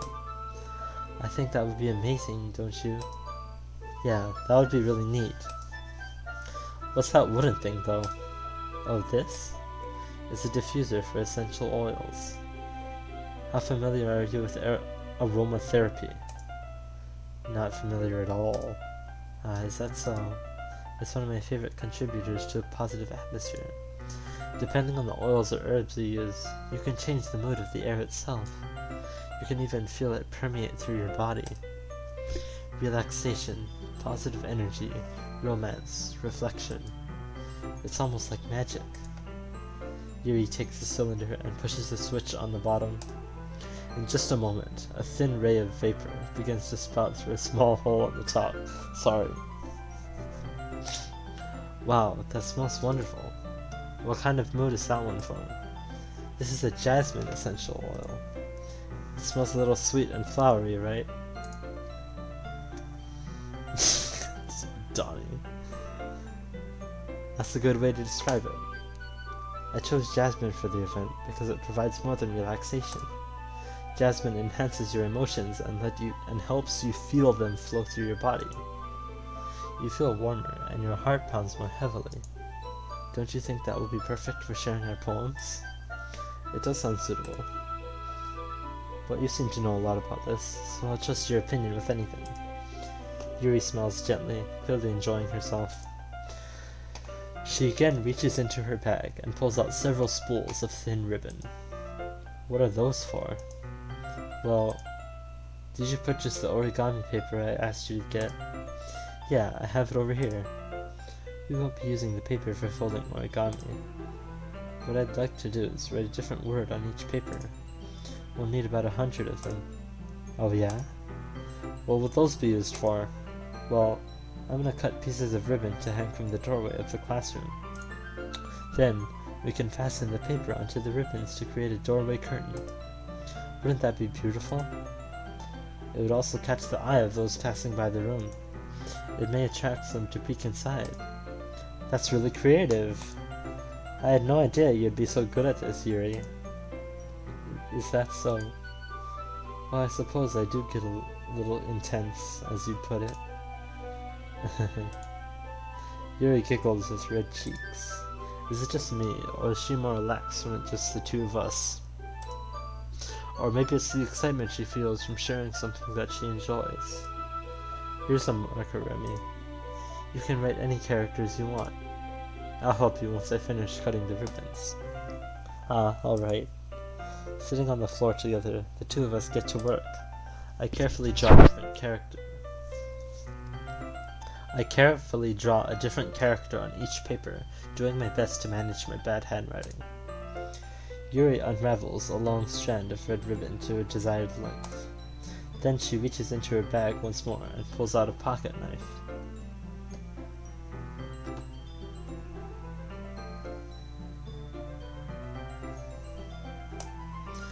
Yeah? The knife is strangely beautiful. The silver handle has an intricate pattern of waves etched into it. The blade itself is gently tinted blue. That's no ordinary pocket knife. It looks really fancy. Well, embarrassed, Yuri looks away. What is it? You're going to think it's weird. Yuri, whatever it is, I have no reason to judge. To each their own, you know? If you promise me you won't be weirded out. Yeah, I promise. Alright. The truth is, I'm kind of into knives. Okay. You're just so pretty. I can't help it. I don't know what it is. The combination of craftsmanship and feeling of danger, maybe.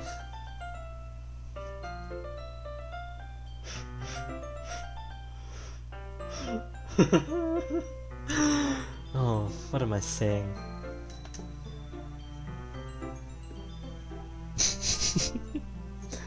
Please don't think I'm weird for this. You're laughing at me. No, I'm not laughing at you. It's just funny how nervous you got about sharing. It's just, well, an interesting thing to be into, I guess. But I think it kind of suits you. Suits me? Yeah, it's kind of intense. Besides, it's a really cool looking knife. I can't deny that. It is, isn't it? Yuri relaxes her expression once again. Would you like to hold it? Sure, I'll check it out. Yuri carefully hands me the knife, with the handle facing me. I take it and turn it around in my hands. It feels heavy and extremely solid. Where do you even get a knife like this? Curious of its sharpness, I feel the point of the knife with my index finger. Ow! Remy! Why did you do that? I didn't expect it to be that sharp. I barely touched it at all.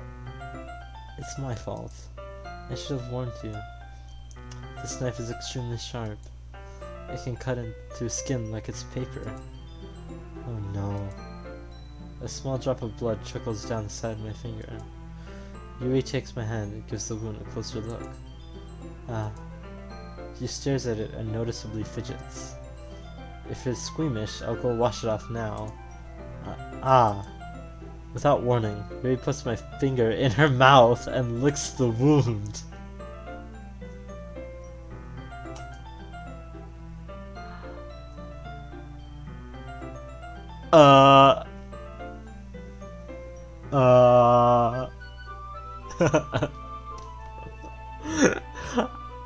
I was not ready for that.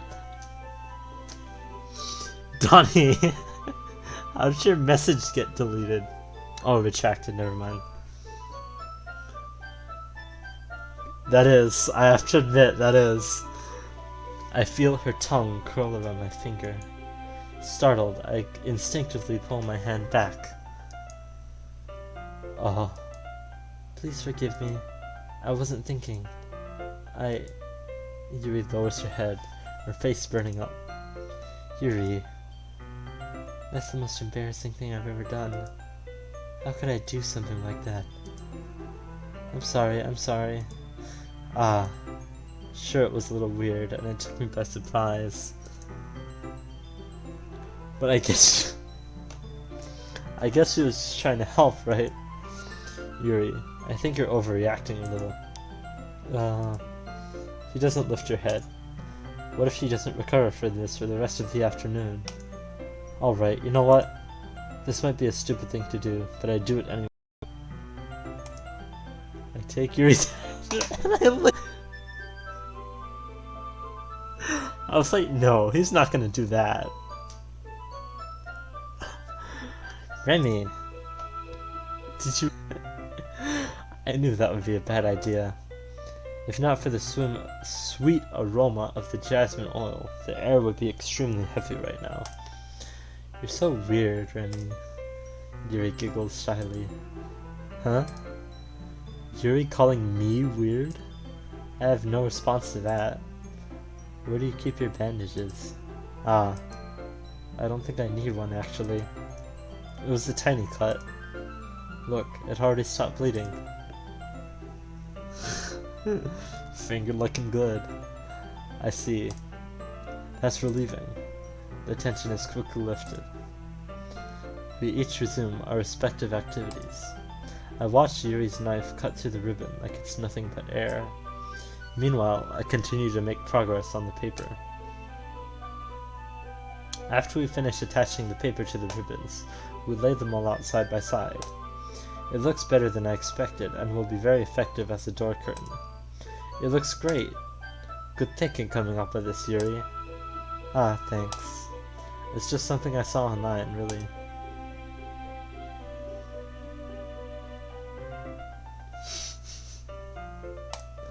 Are you ready to move on to the next task? Yeah, let's do it. What do you have in mind? I'd like to create a banner. That's why I asked you to buy the paint tablets. Ah, that's right. One of the items Yuri had asked me to buy was a kit of watercolored paint tablets. We'll need about 6 cups of water to put each of the tablets in. Do you mind fetching those for us? Of course not. 6 cups of water? I'll be right back in a minute. Thank you very much. Oh, and just a little bit of water is okay. If you fill the cups too much, it'll be too diluted. Taking Yuri's advice, I decide to use small plastic bathroom cups rather than full-sized glasses. I put them on a plate to catch any paint that drips, then bring it back into my room. Yuri? Yes? I come in to see Yuri quickly unrolling her sleeve, pulling it back over her arm. Ah, nothing. Your face is a little red. Is it too hot in here or anything? Ah, no, not at all. There's nothing wrong, so... Let's mix the paint. Yuri hurriedly dismisses me and takes it upon herself to unwrap the tablets, dropping them into the cups. So, I thought we would do something simple that would look very nice. I'd like to paint a gradient across the banner, starting with the colors for sunrise, then daytime, then sunset and nighttime. Once it dries, I'll write an inspirational quote across the banner. We can hang it on the wall behind the podium at the front of the classroom. Ah, neat. What are you going to write? Well, it will be more fun to surprise you. Yuri smiles at me. If you say so. After rolling off the banner, Yuri and I kneel on opposite sides so we don't get in the way of each other. Yuri uses a brush and adds a few dots of different colors across the banner to serve as a color guide when we paint. This kind of reminds me of elementary school. Painting on a banner with watercolors feels a lot like the art class projects we had back then. It's relaxing. Ah, I'm sorry if this feels too childish. No, I didn't mean that at all. It's kind of fun, you know. Yeah, it is fun. I'm glad you feel that way too. Yuri stops painting for a moment, thinking to herself, for me, I don't need to go out and do crazy things to have fun. In fact, I usually don't even want to. I just like when I can spend time with one other person. Even if it's something simple like reading, it doesn't even matter if we don't talk much. Just having a friend next to me makes things feel a little bit nicer. I think that's all it takes for me to be happy. Is that so? Even if Yuri and I are quite different, I can understand where she's coming from. I can feel that way about things like anime and games, where simply sharing the experience with someone can make me happy. I think I feel the same way. Yuri smiles gently. I knew you'd understand. Yuri leans over the banner to grab an unused paintbrush, but I move at the same time, causing my head to bump into hers. Sorry. Yuri wheels back, and I quickly lift my hands in surprise. Are you hurt? No, I'm not hurt. It's just startled me, that's all. Sorry, I should have asked you to get it for me. It's not your fault. Your face. There are droplets of paint on Yuri's face and neck. Is there something on my face? Yeah, I accidentally got paint on you. Sorry, it's totally my fault. I'll get a towel right away. I rush out and fetch a small towel, then I dampen it with hot water. I return to my room and kneel back down in front of her.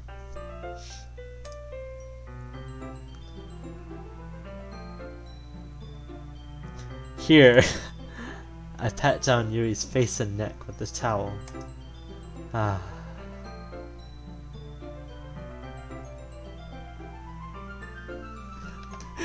Is something wrong?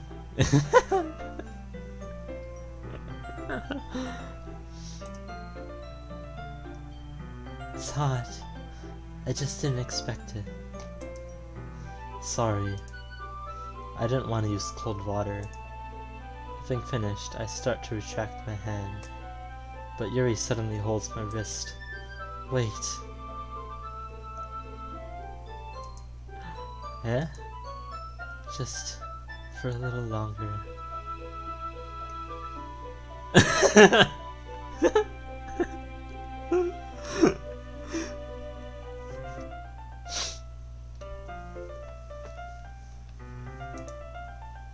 It feels really nice. I keep my hand still against Yuri's neck. She looks into my eyes. It's an intense expression that I recognize from when she reads her books. Almost as if she's lost in a daze, enveloped in her own thoughts. She breathes gently, half through slightly parted lips. What is happening? Is it the aroma of the jasmine oil giving me this dizzy feeling? Yuri's gentle fingers, wrapped around my wrist, send a tingling sensation through my arm. And suddenly, her face seems to be much closer to mine than it was just a moment ago. Yuri slowly pulls away. Sorry. I've been feeling a little lightheaded today. I didn't mean to space out. It's fine. The moment is over as soon as it began. Yuri picks up her brush again, but her movements seem clumsier, like she's unable to focus. I remain silent, forced to ignore the event that just transpired. I hesitantly retrieve my own brush and continue following Yuri's example. That should do it.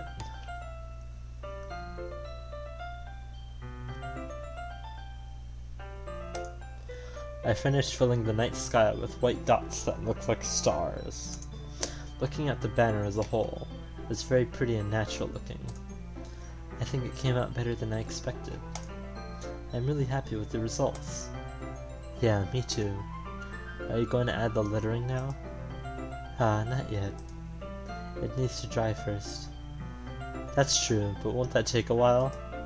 Well, perhaps it would be best to leave it here than have you bring it in the morning. I can do the lettering in the classroom before our event starts. Is that okay? That's totally fine. Wonderful. In that case, I don't think there's anything more for us to do here. Phew. You say that like you're glad it's over. Was I wrong to assume that you're at least enjoying yourself a little bit? No, it's not that. I'm just glad we managed to get everything done. I see. I am too. I was a little concerned about time. I need to start making dinner soon. So you don't have any time left? I was secretly hoping we'd have extra time after finishing the work. Me too. Well, Yuri thinks to herself, I think it would be too irresponsible. I think it would be too irresponsible of me to wait much longer. I'm sorry. I was hoping there would be more time as well. It's probably my fault. Sorry for being such a slow worker. No, it's not your fault at all. And the important thing is we got everything done, right? Yeah. So, I shouldn't be disappointed or anything. Gathering all her things, Yuri seems to look a little downcast. I understand why. It sounded like she rarely gets the opportunity to spend time with friends in a relaxed environment. But that doesn't mean this is the last time it can happen. Once Yuri packs up, I walk her out the front door. Thank you very much for having me today. No problem. I'm glad I was able to help. Just let me know if there's anything else you need me to bring tomorrow. I will. Well then. Yuri fidgets. I guess I'll see you tomorrow. Wait. I kind of say that without thinking. About today. It's fine that we didn't have as much time as we wanted, because we can do this again. Whenever you want, You can come over, or we can go out somewhere. I forgot you don't like going out much. As I stumble over my words, Yuri simply smiles bashfully. Anyway, you know what I'm trying to say, so... Be very thoughtful, Remy. Yuri takes a step closer to me, then briefly squeezes my hand. I kind of like that about you. Well, how am I supposed to respond to that? But I don't even get a chance to, as Yuri suddenly pulls back.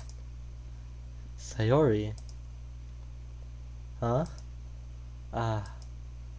Hi, Remy. Sayori. Just now we weren't... It's okay, Remy. I just stopped by to say hi. Well, it's nice to see you. I'm sorry, but I'm already on my way to leave. Oh, really? That's too bad. I'm sorry. But we'll all be together at the festival tomorrow, so that's fine, right? Of course. Sayori beams. Yeah, so I'll see you tomorrow. Clearly embarrassed, Yuri hurries off. Sayori waves goodbye after her. Sayori, I thought you didn't want to come over today. Well, I tried staying in my room, but my imagination was being really mean to me. So I had to come here and see it for myself. See what? What are you talking about? You know, how much fun you're having with Yuri, and how close you got to her. It makes me really happy that you've made such good friends. That's all that matters to me. Tears start to fall down Sayori's face. That's all that matters to me. Why am I feeling this way, Remy? I'm supposed to be happy for you. Why does it feel like my heart is splitting in half? It hurts so much. Everything hurts so much. This would be so much better if I could just disappear. Sayori, don't say that. It's true, Remy. If I wasn't here, then you would have to waste your sympathy on me. You wouldn't have to put up with me being selfish. Monica was right. I should just... Monica was right about what? Sayori. What I said before is true. I'm not gonna let this continue. Caring about you like this isn't the burden your mind is making it out to be. It's something that makes me happy. It's something I wouldn't trade for anything else. So even if it takes an entire lifetime, I'm going to be by your side until you don't feel any more pain. But... Sayori looks away. I put a hand on her shoulder to reassure her. I'm scared, Remy. I'm really scared. What are you scared of, Sayori? I'm scared that I might like you more than you like me. Sayori? It's true, isn't it? I was weak and started to like you too much. I did this to myself. Remy, I like you so much that I want to die. That's how I feel. And that's enough, Sayori. I don't want you to hurt anymore. I slide my hand down Sayori's arm and squeeze her hand in my own. Do you remember how I said I always know what's best for you? Do you still believe me? Wordlessly, Sayori nods.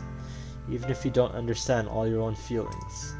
I know what you need the most right now, and that's what I'm gonna give to you. Sayori.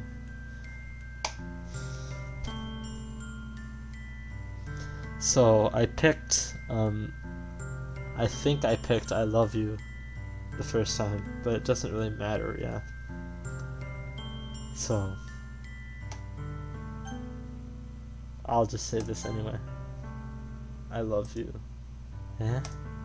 Those are my true feelings. So there's no way that you could like me more than I like you.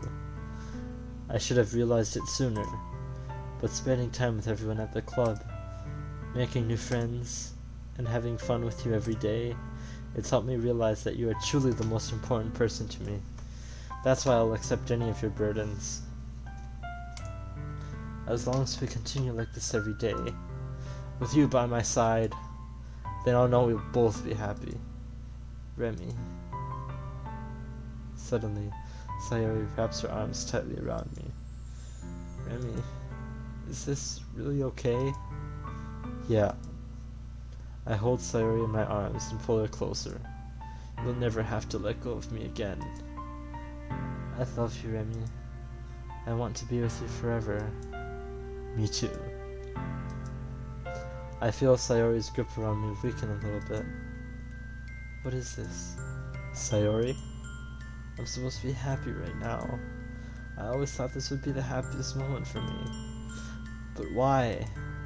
Even now, why won't the rain clouds go away? They're not going away at all, Remy. It's okay, Sayori. It might take some time for things to get better again. But no matter how long it takes, I'll be there every step of the way. That's all that matters right now. Okay. I trust you. Sayori and I slowly release each other. So, I guess that makes the festival tomorrow our first date, huh? What are you saying? I don't want to think about those things, you know? I want everything to be the same as it has always been. Even if we really are a couple, I don't know if I could handle anything more right now. It's really new and scary to me. I understand. We'll go at whatever pace suits you best. Hey, Remy. Sayori gazes at me once again, smiling sadly. Even if I get really, really sad, this is the best thing for me, right? Huh? I don't really understand what Sayori means by that. Are you saying that this is making you feel sad, Sayori? I don't know. I don't understand what I'm feeling.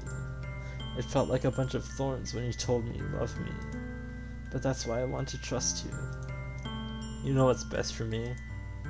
Yeah, I do. That's my promise. I say that, but in reality I've never felt more uncertain when it comes to Sayori. I know that I love her and that she loves me, but I'm having as much trouble understanding Sayori's feelings as she is. Even though I can comfort her, I keep wondering if I should be doing something more or something different. I know these thoughts will continue to plague me until things are back to the way they were. Is that what Sayori meant by not wanting anything to change? I don't know, but I know that I'll give it everything I've got. Sayori is the most important person to me, and I'll do whatever it takes to have a happy future with her.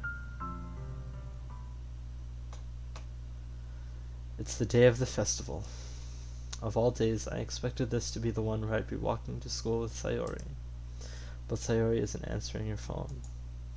I considered going to her house to wake her up, but decided that's a little too much. Meanwhile, the preparations for the event should be nearly complete. The banner Yuri and I painted is dry, and I gently rolled it up to take with me. She sent me a pleasant text reminding me not to forget anything, and I reassured her. Funnily enough, I probably feel the same way as Natsuki about the event. I'm more excited for it to be over so I can spend time with Sayori and Yuri at the festival. But knowing Monica, I'm sure the event will be great too. Remy, you're the first one here. Thanks for being early. That's funny. I thought at least Yuri would be here by now. Monica is placing little booklets on each of the desks in the classroom. They must be the ones she prepared that have all the poems we're performing. In the end, I found a random poem online that I thought Monica would like and submitted it. So that's the one I'll be performing. I'm surprised you didn't bring Sayori with you. Yeah, she overslept again. That dummy. You'd think that on days this important she'd try a little harder. I say that, but I suddenly remember what Sayori told me yesterday. And I suddenly feel awful, knowing that it's not nearly that simple for her. I only said it because it's the way I'm used to thinking. But maybe I should have gone to wake her up after all. You should take a little responsibility for her, Remy. I mean, especially after your exchange with her yesterday. You kind of left her hanging this morning, you know. Exchange? Monica, you know about that? Of course I do. I'm the club president, after all. But, I stammer, embarrassed. Did Sayori really tell her about it that quickly? That we're a couple now? I didn't really plan on bringing it up with anyone yet. Jeez. You don't know the full story at all, so don't worry. I probably know a lot more than you think. Huh? Monica is being as friendly as usual, but for some reason I felt a chill down my spine after hearing that. Hey, don't you want to check out the pamphlets? They came out really nice. Yeah, sure. I grabbed one of the pamphlets laid out on the desk. Oh yeah, they really did. Something like this would definitely help people take the club more seriously. Yeah, I thought so too. I flipped through the pages. Each member's poem is neatly printed on its own page, giving it an almost professional feel. I recognized Natsuki and Yuri's poems from the ones they performed during our practice. What's this? I flipped to Sayori's poem. It's different from the one she practiced. It's one that I haven't read before. Get out of my head, get out of my head, get out of my head, get out of my head, get out of my head, get out of my head. Get out of my head while I do what I know is best for you. Get out of my head before I listen to everything she said to me. Get out of my head before I show you how much I love you. Get out of my head before I finish writing this poem. But a poem is never actually finished. It just stops moving. Ah, what is this? Reading the poem, I get a pit in my stomach. Remy? What's wrong? Ah, nothing. This poem feels completely different from everything else Sayori's written. But more than that, I changed my mind. I'm going to get Sayori, so... Ah. Well, alright. Try not to take too long, okay? I quickly leave the classroom. Don't strain yourself. Monica calls that out after me. I quicken my pace. What was I thinking? I should have tried a little bit harder for Sayori. It's not a big deal to at least wait for her or help her wake up. Even the simple gesture of walking to school makes her really happy. Besides, I told her yesterday that things will be the same as they always have been. That's all that she needs, and that's what I want to give her. I reach Sayori's house and knock on the door. I don't expect an answer since she's not picking up the phone either. Like yesterday, I open the door and let myself in. Sayori? She really is a heavy sleeper. I swallow. I can't believe I ended up doing this after all. Waking her up in her own house. That really is something that a boyfriend would do, isn't it? In any case, it just feels right. Outside Sayori's room, I knock on her door. Sayori? Wake up, dummy. There's no response. I really didn't want to have to enter her room like this. Isn't it kind of a breach of privacy? But she really leaves me no choice. I gently open the door.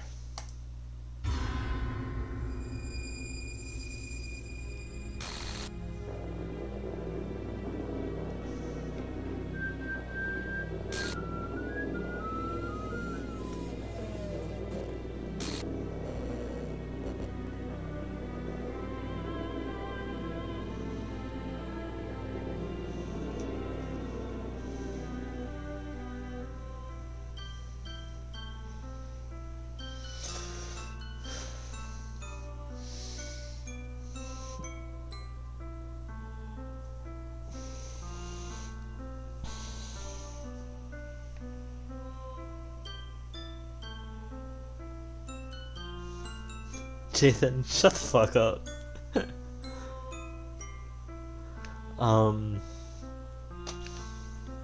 Yeah. I'm gonna see...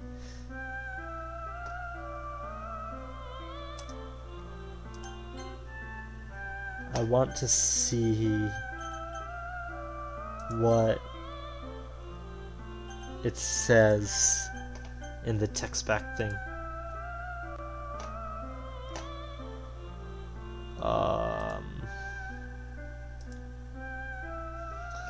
Display capture.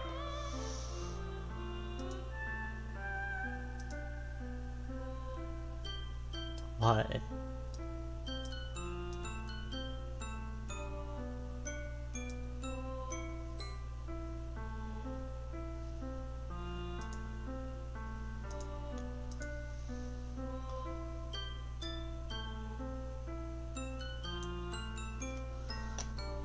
Okay. So.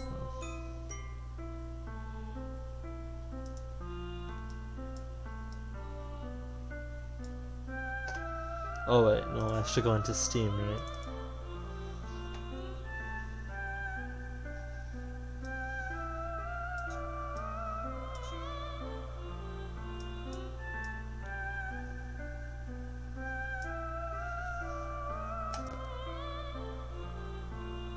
Doki Literature Club.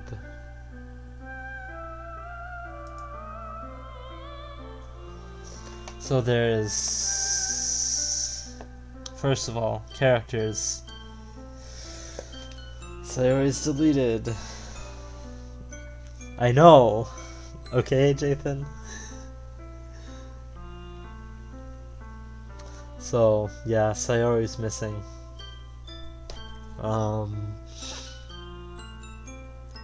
And then there's the traceback, right? No. Right.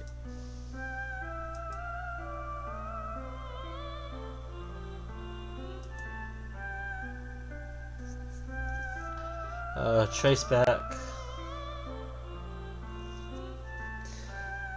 Restart. Oh, restart top context. Oh jeez. I didn't break anything, did I? Hold on a sec. I can probably fix this. I think. Actually, you know what? This would probably be a lot easier if I just deleted her. She's the one who's making this so difficult. Well, here goes nothing.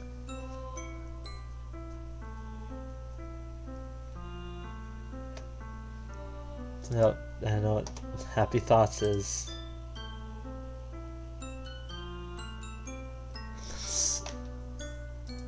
This game is so good. This game is so good. It's so creepy.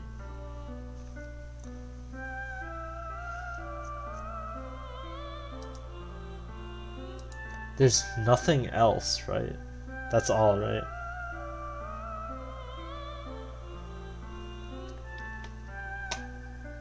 Like, there's nothing in here or anything.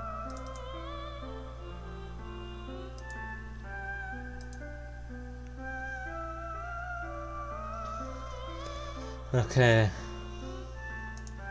Back to the game.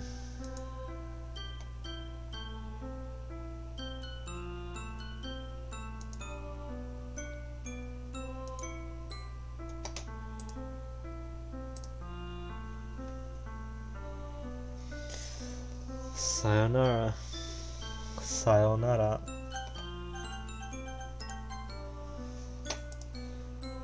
What the hell? What the hell? Is this a nightmare? It has to be. This isn't real.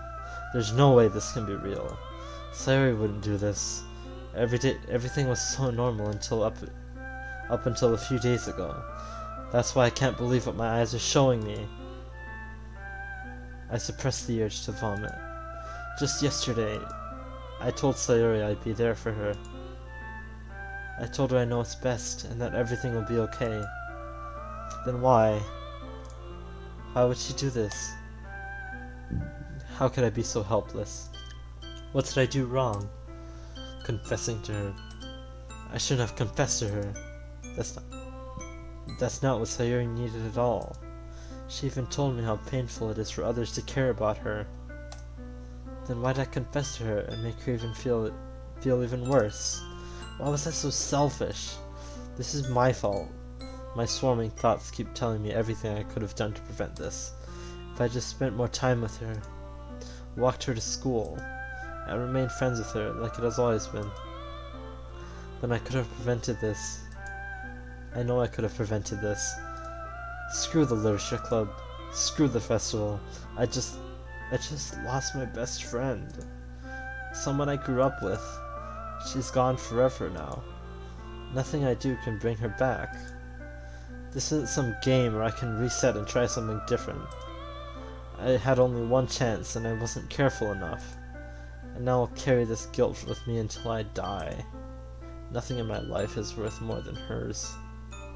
But I still couldn't do what she needed from me. And now I can never take it back. Never. Never. Never. Never. Never.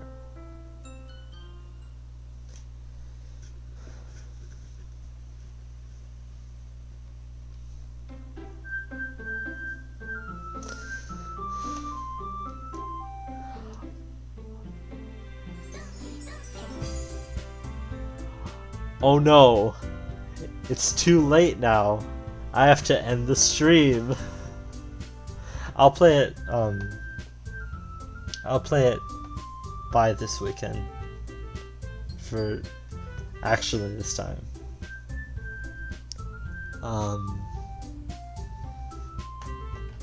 But I'll probably play it when the sun's out.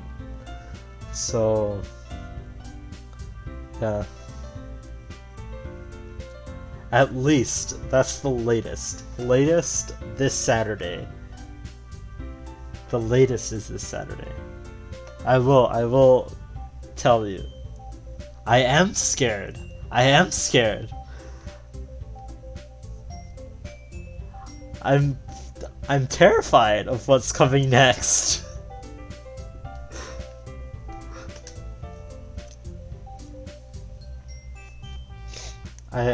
I will play it this time though.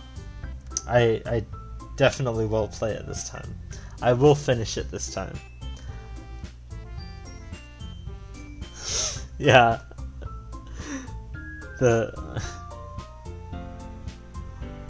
Yeah, I gotta watch out. I gotta watch out for the scary waifus out to get me.